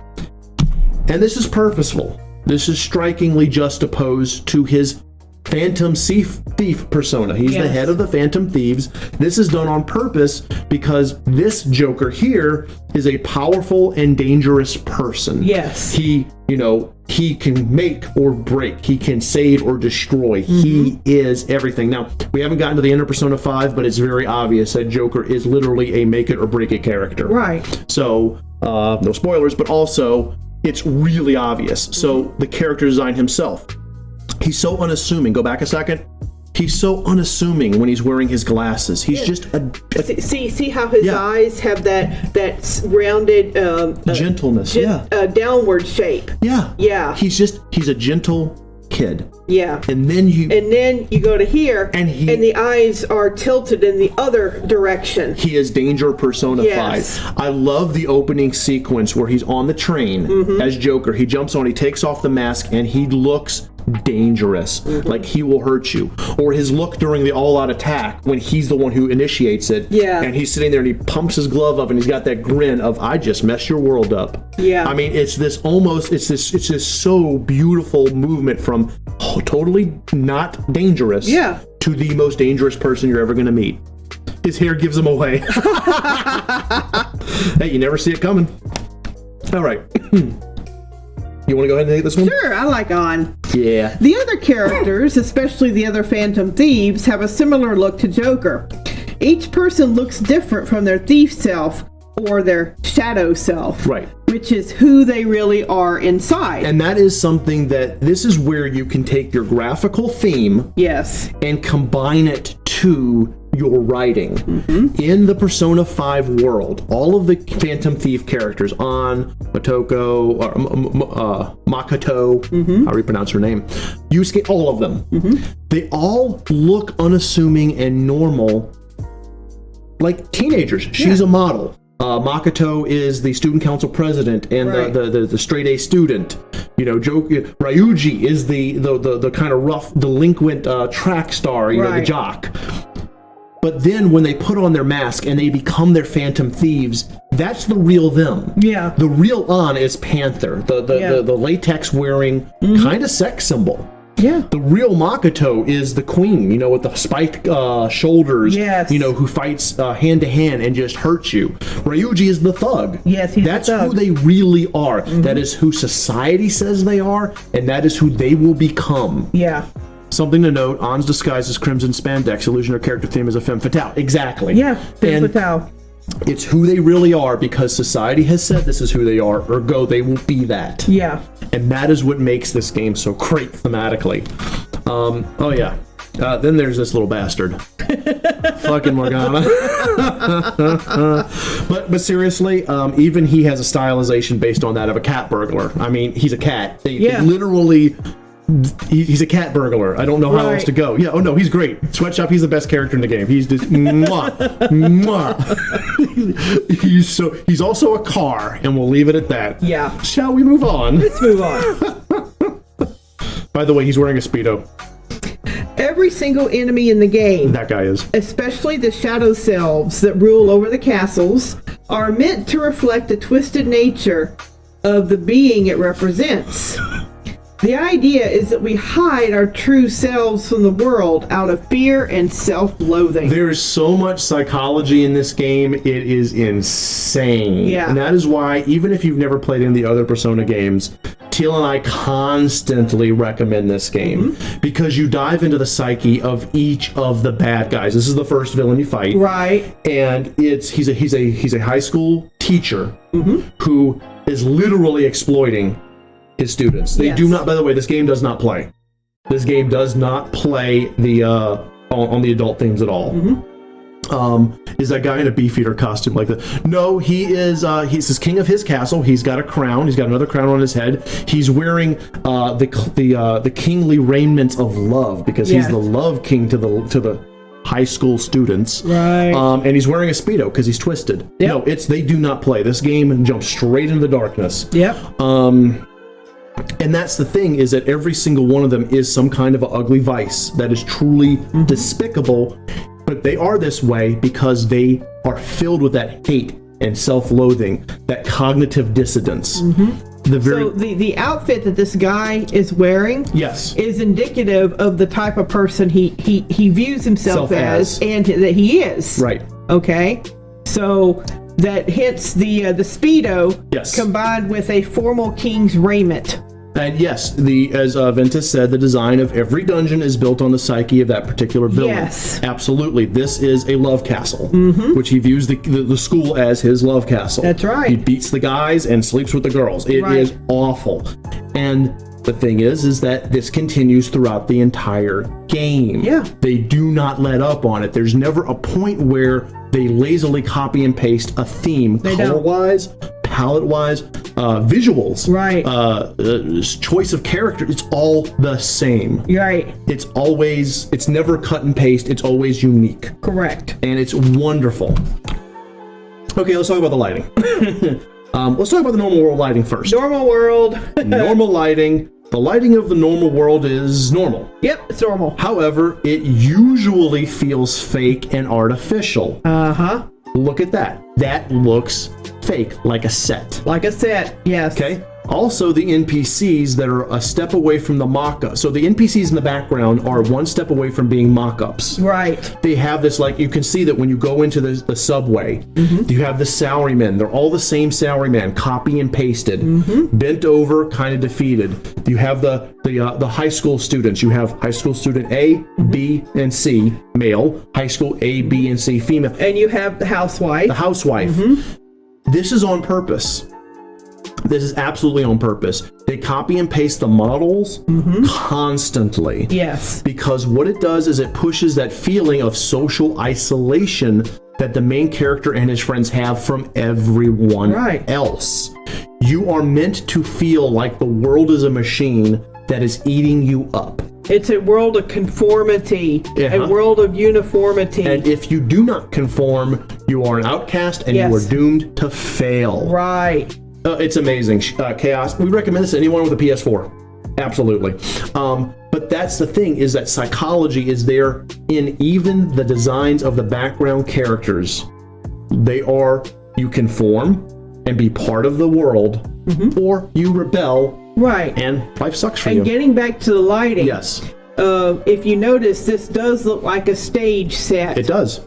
You have your desk and your walls and stuff that are very minimalist. It looks like they were props put up there. The lighting is... And the lighting looks like it's a stage. Just stage light. There's no attenuation of anything. No. It looks like someone shining a spotlight on top, because this is fake to them, which juxtaposes to... the metaverse. Which is all the dungeons, which is the castles you invade. Which is the castles and all the inner stuff. Right. So when you're inside the twisted metaverse, the world is more terrifying, but it also feels more real. The intent is to say that these cognition-based worlds are closer to reality than actual reality. And the game succeeds in that completely. Each of these dungeons are created from the cognition of its master. So in the first castle is literally based off of Mr. Speedo Boy a few frames ago. But that's real to that person. This fake world is real to them, while the real world is less real. It is kind of a psychosis. They call it cognitive dissonance. There's cognition. They throw out a lot of psychology terms. A lot of words. They do. But the idea is that the metaverse, as horrible as it is more real than reality. Yeah. And that is a very real feeling. It's their happy place. But it's a very real thing. For a person who has experienced isolation, for a person who has experienced that conformity isolation, for the shut-ins, these fake worlds are more real to them. And that is for everyone in the game. And you look at this particular picture as an example.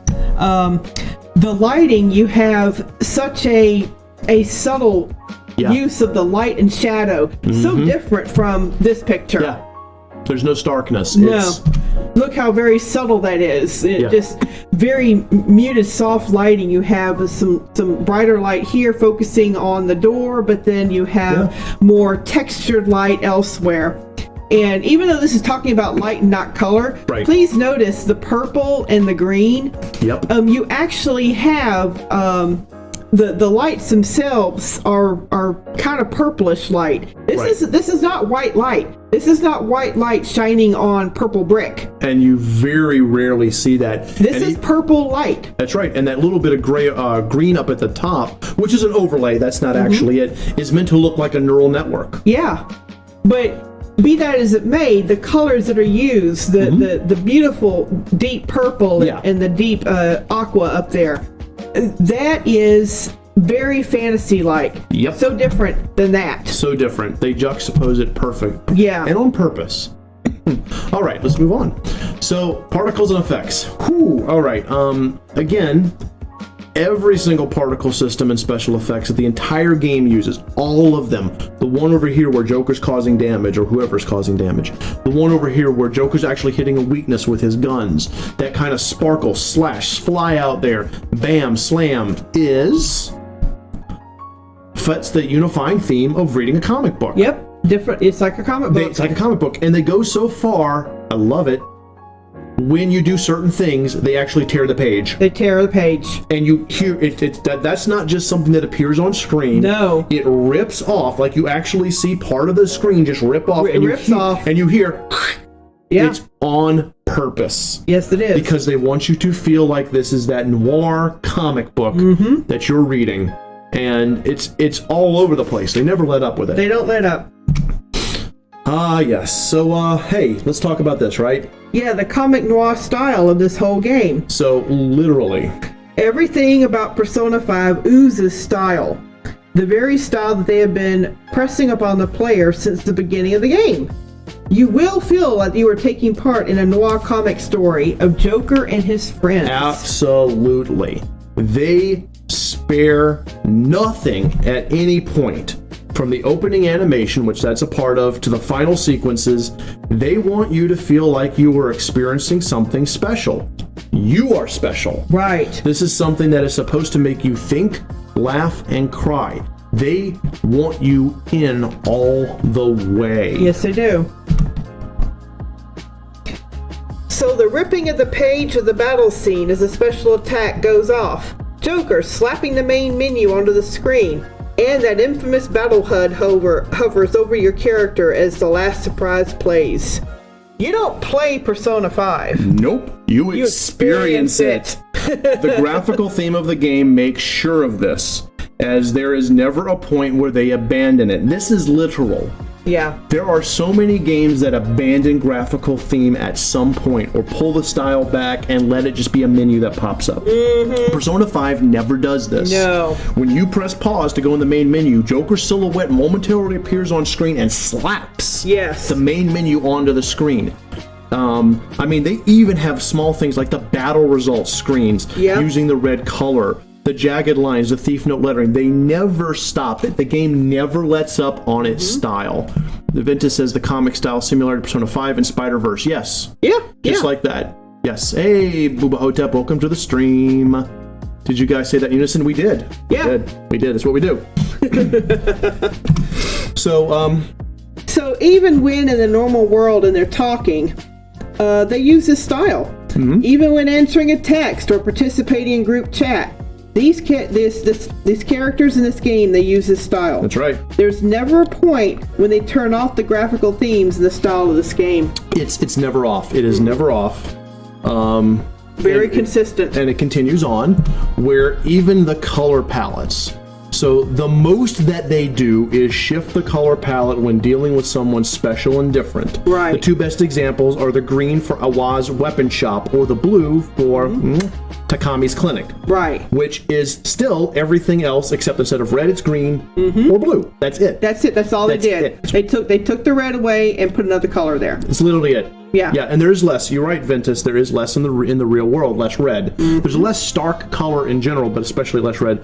But even then, they transition to the mundane 3D model, the style. So what you're looking at right here, this is part of Awa's shop. Right. And Tai Takami's clinic does the exact same thing.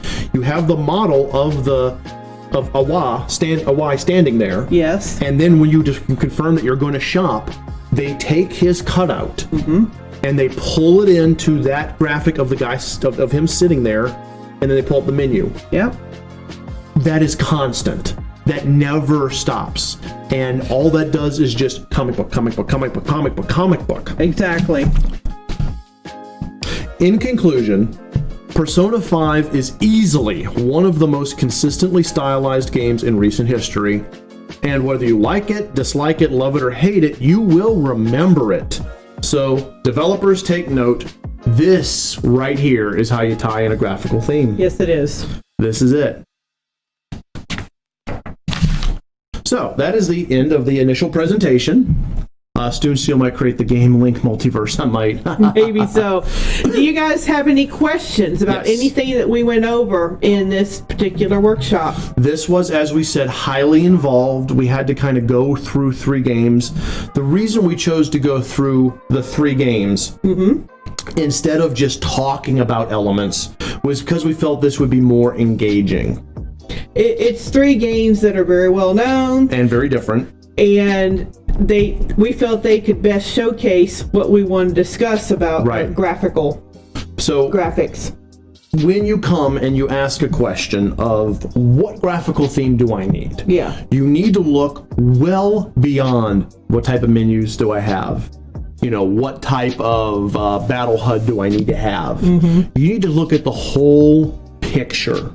These 3 games do just that. Yes. They look at the whole picture. A graphical theme is not just a UI. Right. It's not just battle animations. It's not just character design and lighting. It's everything pulled in together. So we're hoping that if you're watching this, that what you take away is you've got to pull in literally everything. Fallout 4 was the first one, Reverie. You got to pull in all of those elements and create a common theme that unifies them. And then that common theme will allow you to basically have your game look like something that people go, hey, when I see this, it's this game. Exactly. Someone says it shows the graphics levels mean nothing. Color lighting will convey graphics or something. To see colors and lighting or something that you're shown. Exactly. Yeah. The level of graphical complexity is irrelevant if the color choices are bad, the stylization is bad, the lighting is bad. You can have the most beautiful, high-level, high-poly models in the world, and if you don't pull them together properly, it's going to look awful. Yeah, and you're going to lose the player. So you really need to take special care when you're designing your HUDs and your UIs and your character designs and your maps. Absolutely. Keep foremost in your mind, even stick a sticky note right at your computer. Yeah. What is the theme of your game? And just design everything around that theme. Everything around that theme. So for Fallout 4, the unifying element was the Pip-Boy. That was it. They took the Pip-Boy as the centerpiece and pulled everything out from it. I want to talk more about stop it, Ventus, behave you. Before I get to Reverie and before I get to Chaos's question. Oh, you're fine. Okay. Fallout 4 took the Pip-Boy and pulled everything out from it, from the green to the tech to the Lost Hope, the tech being dirty. Right. Kingdom Hearts took the symbols. Yeah. This is all symbology. Everything is symbolic. And Persona 5 took that comic, that color, noir look. So I've talked about this before in writing, having a hidden spine. Whether your story is like a football game where they're going back and forth with decreasing penalties until somebody wins, or is it like a ping pong game where it's just rapidly slapping things around? I mean, the hidden spine of writing is its own thing, but you have to have a unifying something. Yeah. And it doesn't necessarily have to be, my unifying theme of my game is red, green, and purple. No, the unifying theme of my game is a 4-leaf clover. Yeah. The unifying theme of my game is water. Blue water. Think of that when you think of choosing your theme. Pick an element or 2 elements or 3 related to each other that you base everything off of. That is how you do it. Yeah. Okay, I think this is why I hate hyper-realistic games. They're harder to do stuff with as well. I like games that are more stylized. By the way, if you actually look at Persona 5, the graphics aren't that great. They're good, but they're not that great. It's really the color choice, the palette, and the presentation that makes it amazing. Yes, it is. So Chaos asks, what color theme would you consider for game themes? Let's pick a couple off the top of our heads. Things that we would consider. I had to swallow. Oh, okay. Here's a good one. Okay. Chaos and everyone else listening. Think of a sword. Pick a sword for a game with swords, obviously. Like Bushido blade. Swords. Yeah. Just like you could have like your sword be like an English long sword that's magical, so it has runes all over it, and the runes would be etched in, and you could tell they were hand etched in, and they glow a certain color. So let's give it a nice blue glow because blue is awesome. And have it be sort of a dark ironish pommel and guard wrapped in black leather, and then put a gem in there that is a darker color than the runes. Yeah. And use that as your graphical unifying element, this sword. Think of, or you can get really simple. 3 yellow triangles stacked on top of each other. What's that? That's the Triforce. Yeah. That's a unifying theme. Think about that. What about you? Well, let's say that you are creating a nature game. Okay. And you're an animal out there in nature. All right. And this is your little adventure. Yeah.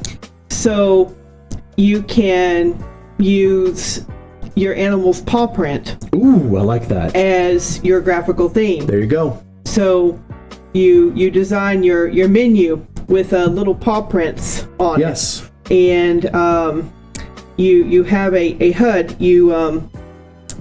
it's, let's say you're a squirrel, right? Right. Okay, and you open up your nut, and there's your HUD. Yeah, it's in the nut. It's in the nut. Right. I like that. Yeah. You could even have the loading piece, the lower right-hand corner, you could have loading, and you could have paw prints walking across the word Yes, loading. you sure can. So that would be the example of a unified theme. With the sword one, you could have like the sword slice open the screen and there's your menu. You could have the sword come down whenever it changes scenes and, chooses a lens flare and boom, there's your new scene. That'd be a good... what about leaves? Yes, you could use leaves. And leaves. I would use leaves. I would use the color of nature. Yes. A rich brown for earth, deep green for trees, There you go. And pink flowers. Exactly. Exactly. Sorry, sweatshop's making me giggle. But yeah, exactly. And that would do it. Yeah. That would be it right there. So you could do that. Let's see, if we go with a water theme, you could have water. Everything could be kind of fluid. You could have water in the background of the main menu, and each time you click on a UI element, there's a ripple. Right. Stuff like that. I mean, whatever it is, be innovative when you're choosing the graphical theme for your game. And by the way, for those of you who are part of the RPG Maker community, you don't get a free pass because there are so many plugins that let you change the skins of your menu. Yep. You too have to change your graphical elements to unify your theme. Yes, you do. Wasn't there a PS1 game where a buzzsaw span when things were loading? Yes, it was one of the horror. It was a horror game, I think. It sounds like a horror game. It sounds like a horror game, yeah. Yeah, what about paw prints of the season? Yeah, there you go. You could have that would be kind of cool. So you get paws through snow or through leaves. That's very good idea. Flowers, yes. yeah. Very good idea there, Chaos.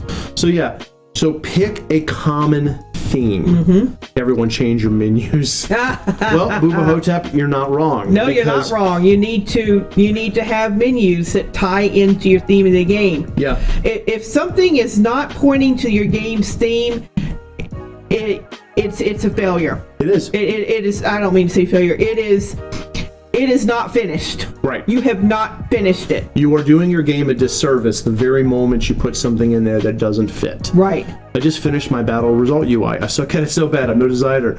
But being custom makes it way better than default. Exactly, Vero. By the way, welcome to the stream, man. It's good to see you. So let's talk a little bit about the RPG Maker games. Okay. RPG Maker by default uses the same blue that Final Fantasy popularized. Right. And it's not bad, but why does it have to be that color? Why does the frame have to be that simple frame? Right. There's so many things out there you can choose. So even if you can't put on Mog Hunters and skin everything, you can still change the border and the color. You sure can. And there's no reason... Oh, you're fine, Vero. It's all good. There's no reason not to do that. So if you're doing an RPG Maker game or a Game Maker Studio game, something that's really, very old school 16-bit sprite-ish. Right. And you don't want to reskin your menu, then just take your main primary colors, and then choose a border that matches, whether it be like a pipe border or a floral border. Those little things do so much. I can't tell you how many times Teal and I used to do RPG Maker Let's Plays. And oh my god, everyone has the simple white border with the blue interior, and it's like, really? Yeah. Kind of sets the tone to be bored. Yeah. It's like another one of our amazing YouTubers, Drifty, likes to talk about the font. Yes. Don't use the default font. Well, please. Here's the Studio Blue thing. Don't use the default window. Yeah, please. Come on. You got this. And Booba Hotep, we're still waiting for that 3D Sayaka in Unreal Engine 4. Yeah, we're still waiting. Getting a little late there, dude. Yeah. So yeah, sounds great, Vendus. Any more tips for RPG Maker? Oh, yeah. If you have Photoshop skills, download Mog Hunter's plugin to change your menus. Get rid of everything that has M Circle. Yeah. Get rid of all the funky particle effects that make it look like little fireflies. Do something original. And reskin your menu from start to finish. Yeah. Reskin it. Because that is like the best tip we can give you. If you can't do that, if you don't have the time, or you're just terrified of your Photoshop or GIMP skills, Mog Hunter, M-O-G Hunter, one word, Mog Hunter, and just type it in Google, Mog Hunter menu plugin. Yeah. And you'll get it. But if you can't do that, then do what we said, change the HUD elements. Also, change your cursor for RPG Maker games. Don't use that arrow. If you're playing a night game, use a sword. Use a sword. If you're playing a little squirrel, use a paw print. Use a paw print. Make everything steampunk forever. Yes. So there are things that you can do, little things, to make your game unique, to tie it into your theme. Yes. Okay. And 100%. that's the whole point, is to maintain your players' interest. Right. And you do that through, one of the ways is through vision, through your graphics. We are a visual species. Yes, we are. We rely very, very heavily on sight in order to understand narrative. So yes, take advantage of that. Use every tool at your disposal to add to your games. Yep. And we made Sweatshop made a joke about steampunk, but if you're going to do a steampunk, give yourself some gears, give yourself some pipes. Gears, pipes, steam. Yeah, do it. That's what we missing steam. Because Rosenhearts is a steampunk Victorian, we used the unifying theme for our HUD and our menus. Thank you so much, High Blitz, of 2 roses of different colors and clockworks. Yeah, clockworks. Yeah. You know. But anyway, yes, says lots. Exactly, Sweatshop. Pictures say more than anything. So this is homework for anyone in the RPG Maker community who's watching this video. Look at your game project, and if your game project is utilizing the white border around the blue menu, go ahead and toss that. And instead, sit down and write down what the unifying element of your graphics are. Listen to everything we just said and decide, is it a squirrel? Is it animal tracks? Is it water? Is it a sword? What is it that unifies the look of your game? And then either have a window coloration and border, or reskin with Mog Hunter or something else, and make your RPG Maker games menu and battle HUD. Nothing else. Nothing else. Your menu and your battle stuff. Make that look original. Yes. You will notice a vast improvement in how your game is perceived. Because then, if you have good animations, if you have good writing, good level design, people will be less likely to say, oh, it's an RPG Maker game. Hey, all right, thank you so much for the sub, CJ. Yeah! It must be original. Must be original. Yeah! But it's absolutely true. Yeah, I can see that. Buffering. Rosenhearts also uses sound design to its advantage for the steampunk feel UI. It does Ventus, yes. Yeah, we use the clock ticking, gear turning. We use the tink tink sound. So yeah. Give the acceptance noise when you click something appropriate for your game. So squirrel chittering noises. Yes. Absolutely. And we will do sound design as a creator classroom one day. But this is all part of tying everything together into your game's theme and presenting it to your player with a pretty bow on top. Exactly. So, and this is, and if you're not an RPG Maker dev and you're doing something in any other engine, you still don't get a free pass. No, you do not get a free pass. In fact, you get even more homework. That's right, because your engine is likely going to be more customizable. Yeah. Which, not to say RPG Maker is not customizable. It is very powerful. It is. And very customizable. But you don't get a free pass no matter what. So, if you're a developer watching this stream, take your game project and write down your unifying elements. Yeah.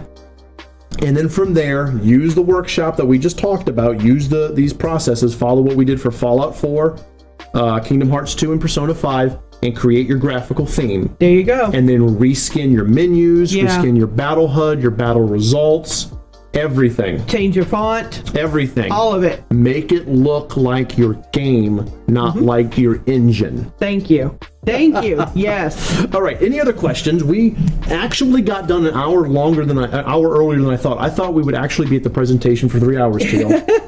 That's because we're good. And it's also because you are an amazing presentation maker. Yeah, I'm pretty good at these PowerPoints. I got the skills. The slime thinks so. So yeah, at this point, more questions. Anyone with questions, we are technically able to go another 40 minutes, but we'll stop when there's no more questions. Give me that look, Teal. Teal, like, I want to go to bed. Slime support. You have the touch. You have the power. I love that song. Can I pay you to not sing? No. Oh! Oh, all right. Okay. I got all the slimes. Unless it's Friday. Yeah, you can sing on Fridays. Sing. You can sing on Fridays, absolutely. I can sing if I want to. But anyway, I'll pay him. All right. Fine. Give me a dono and I won't sing. I'm just kidding, guys. I would never do that. Oh, gosh. For battles, what color theme do you use? Okay. Gosh. Lordy, it depends on the game, to be honest. It really does. If you're talking about the Rosenhearts MV game, gosh, I think I might have a screenshot of that somewhere. In the Rosenhearts MV game, the battle HUD theme, everything, the main color of the Rosenhearts themes were red, white, and gold. Yeah. That was the main color palette of the Rosenhearts MV game, and will most likely be the main color palette of the 3D game. I would think so. You know, the red and the white for the red and the white roses. Yeah. And then, and not so much a gold, a brushed gold. Yeah, brushed gold. For the gears. And then for our actual HUD, it would have the portrait of the characters' faces, and you'd have a gear in the background that would rotate when it was their action. So, you know, clockwork gear. Yeah. So that was it. You can catch it on our Chaos. If you actually go to our YouTube channel, you can see our playthrough of Rosenhearts MV. But you know, in general, your color theme for your battle menus should be complementary to the color theme of your main menu, your out of battle menus. Yeah, your UI should look consistent. Very consistent, yes. You don't, like, for example, Kingdom Hearts 1 changing its HUD from blue to red during a fight is literally the only change, and it's meant to signify you're in a battle. Right. So that the player can look and realize Sora's about to get attacked by Heartless. Name some games that got color theory perfect. God. Well, Persona 5. Yeah. I mean, we presented Persona 5 here because stylistically, color, and visually, it actually does everything it sets out to do perfectly. Yeah. Getting color theory perfect, like as in using color theory to tell a story. There's an indie game called Limbo that does it perfectly. Yeah. I got one. Atelier Sophie. Atelier Sophie for the high saturation. Yes. Very, very fantasy. Uses secondary and tertiary colors because this is a girl. Yeah. So it's more pastel feminine colors. Right. But it's still bright. And she's like 14, so it's like semi-childish on the borderlines of adolescence. So it's like it hits her. What do you mean in-game? Are you talking about Avengers in-game? Chaos? What? She says in-game color theme. I'm assuming they're saying intro. Intro, I'm assuming? I have no idea. I don't know. I don't know what your question is there, Chaos. You're going to have to expand a little. But, so, yeah, for me, one of the best color, and it's not really color, it's actually silhouettes, but Limbo was amazing. Persona 3 is about death and depression, so you just choose a blue. Yes, it does. The end credit. Oh, the end credit of the game, Chaos. Honest to goodness, you don't want to throw a ton into your end credits like you want your end credits to provide information to the player and then either show highlights from the game or just show the information in a stylized way. A good example would be the ending to any of the Kingdom Hearts games where they just flash on the screen. You know, it's like kind of zooms in with some flair, and there's the name above, and then it goes up to the top, and then it flooses out. You know, Final Fantasy VII Remake's ending credits. Yeah, there was a very unassuming credit scroll on the right, and on the left is highlights from the game. Yeah. So that's a good one too. Done wrong, Dragon Age Origins. Ooh. Dragon Age Origins ending credits are terrible. Yeah. Half of it's to silence. It's tiny. It's a little tiny font on the screen, and it uses the drawing background of like a darkspawn ogre like attacking some Grey Wardens or something. It's just bad. Yeah. It's just not good. which is a shame because I love the game. Well, the game's good. Yeah, the closing credits are terrible. Undertale is the most interesting credits ever, and it's playable. That is true. The ending credits to Nier Automata, if you're going to get the true ending. The true ending credits to Nier Automata, where you bullet hell them. Yep. That is amazing. So if you're going to make it interactive, put in a lot of elements. If you're going to make it non-interactive, treat it like a movie. Yes. Where the most you're going to show is highlights from the game. Them credits is good. And let me tell you, dark background and white or bright yellow letters. Yeah. Dark background and light letters are the best way to go. Yes, please do not think you're avant-garde by putting in a light background and dark letters. No. It's actually very painful to the eyes when it's a credit scroll. Yeah. Sweatshop says Metal Gear Solid credits, another cutscene. It has maybe more yes. Metal Gear Solid continues its story through the credits. That's true. Because Hideo Kojima does not know when to stop. Nah. What color themes would you use if you were in the game? Well, obviously blue. If I was a character, if Steel was in a game, if Steel and Teal were in a game, blue, obviously. Blue, yeah. You're looking at our color palette right there, actually. That's our color palette. The Studio Blue logo and the Studio Blue slime. Yeah, pretty much.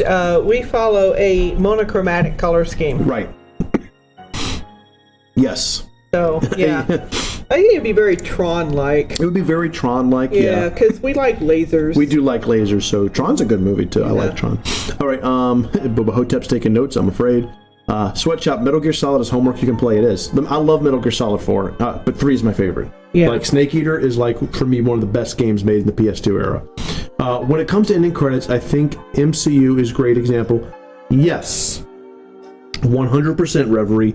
The ending credits to the second Guardian of the Galaxy with its 5 or 6 post-credit scenes was great. The ending credits to Endgame. Holy shit. You want to talk about giving yourself a high ending. Yeah. You go ahead and you put your main characters showing, like, what's his name? Steve Rogers. Yeah. And Chris Evans signs it, this and that, and then it leads to Tony Stark with Robert Downey Jr. because, Tony Stark dies, spoiler alert. It's so good. But all the MCU endings, all the MCU credits for every MCU movie are done very well. How about, here's a movie that I was thinking of that What's up? Has really interesting and appealing ending credits. That's a series of unfortunate events. Yes. The ending yes. With Jim Carrey as Count Olaf. It's the animation sequences, and it has that stylized font, and it's very well done. Yes. Yes, and it has those little images of that Count Olaf trying to mess with the kids. Yeah. Count Olaf every is step of the way trying to lay traps for them. Yes, it was insanely good. Well, Sweatshop, he's just waiting for his prince to kiss him and wake him up. Yeah, sure. Oh, Stevie. Oh, God, no. Not that one. So, anyway, yes, how much time does it take to do the colors theme in games? As long as it takes. Yeah. There's no minimum or maximum time, honestly. Yeah. To do the color palette for Rose and Hearts took us a couple of days of researching what we wanted to do and then picking it and giving it to the guy who designed our UI. Right. But we're not talking like days and days because it's a RPG Maker MV demo of a game that we moved to Unreal. Right. When we're sitting here picking the color themes and the palette for the 3D Rose and Hearts, it's a little bit more involved because we also have to take into account the lighting schemes we talked about, and the different pieces, parts that are not available in the MV engine.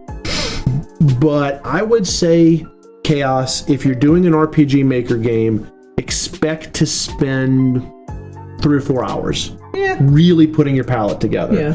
But that's after you have your unifying element. Your hardest part is, and this is for any engine, anybody, your hardest part, especially starting out, is picking that unifying element. Right. What thing is it that pulls your whole visual aspects, your graphical theme together? That's right.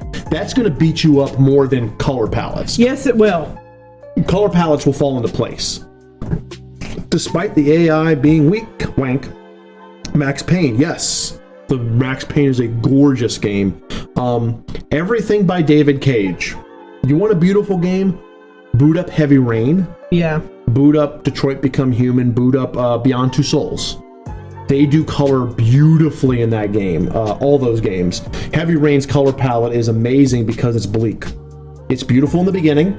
It's bleak throughout the playthrough, and it's beautiful in the end. Right. I felt he lived in the North. Yeah. Or Dark Souls. Oh, yes. The Dark Souls series, all of them. Very beautiful use of drab, unsaturated colors to show a dark world that is under siege from evil. Mm-hmm. So, yeah. Any other questions before we call it for the evening? I do know dinner is waiting for us. It always is. Din. Yes. It's waiting very patiently. Waiting to be eaten.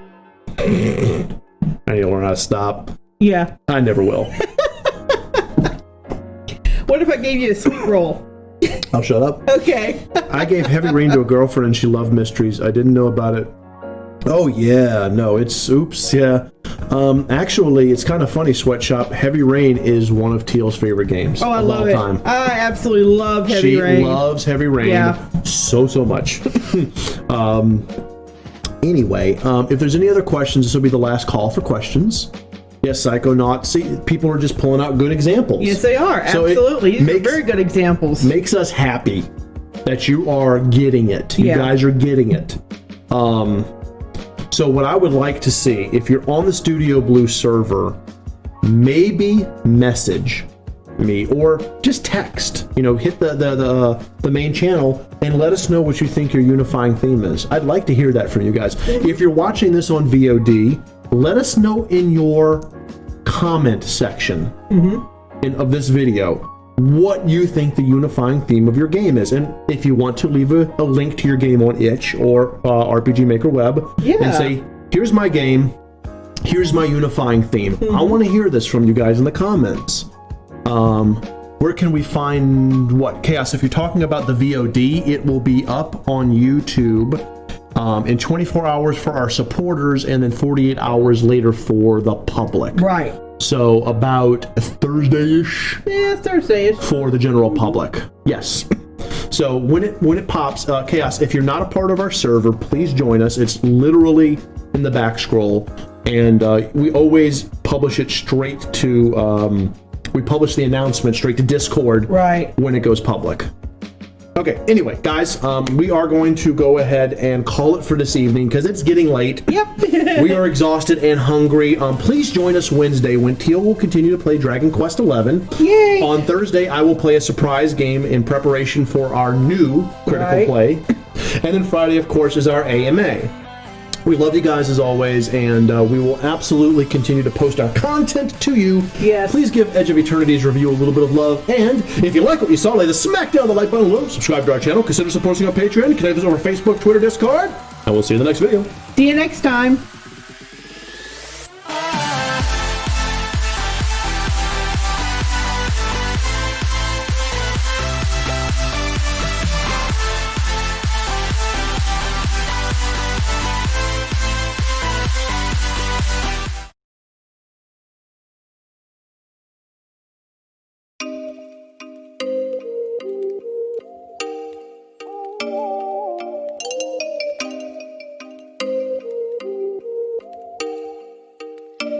Oh, you make me wanna talk back to you. Say it like that. If I hate you, then find someone new.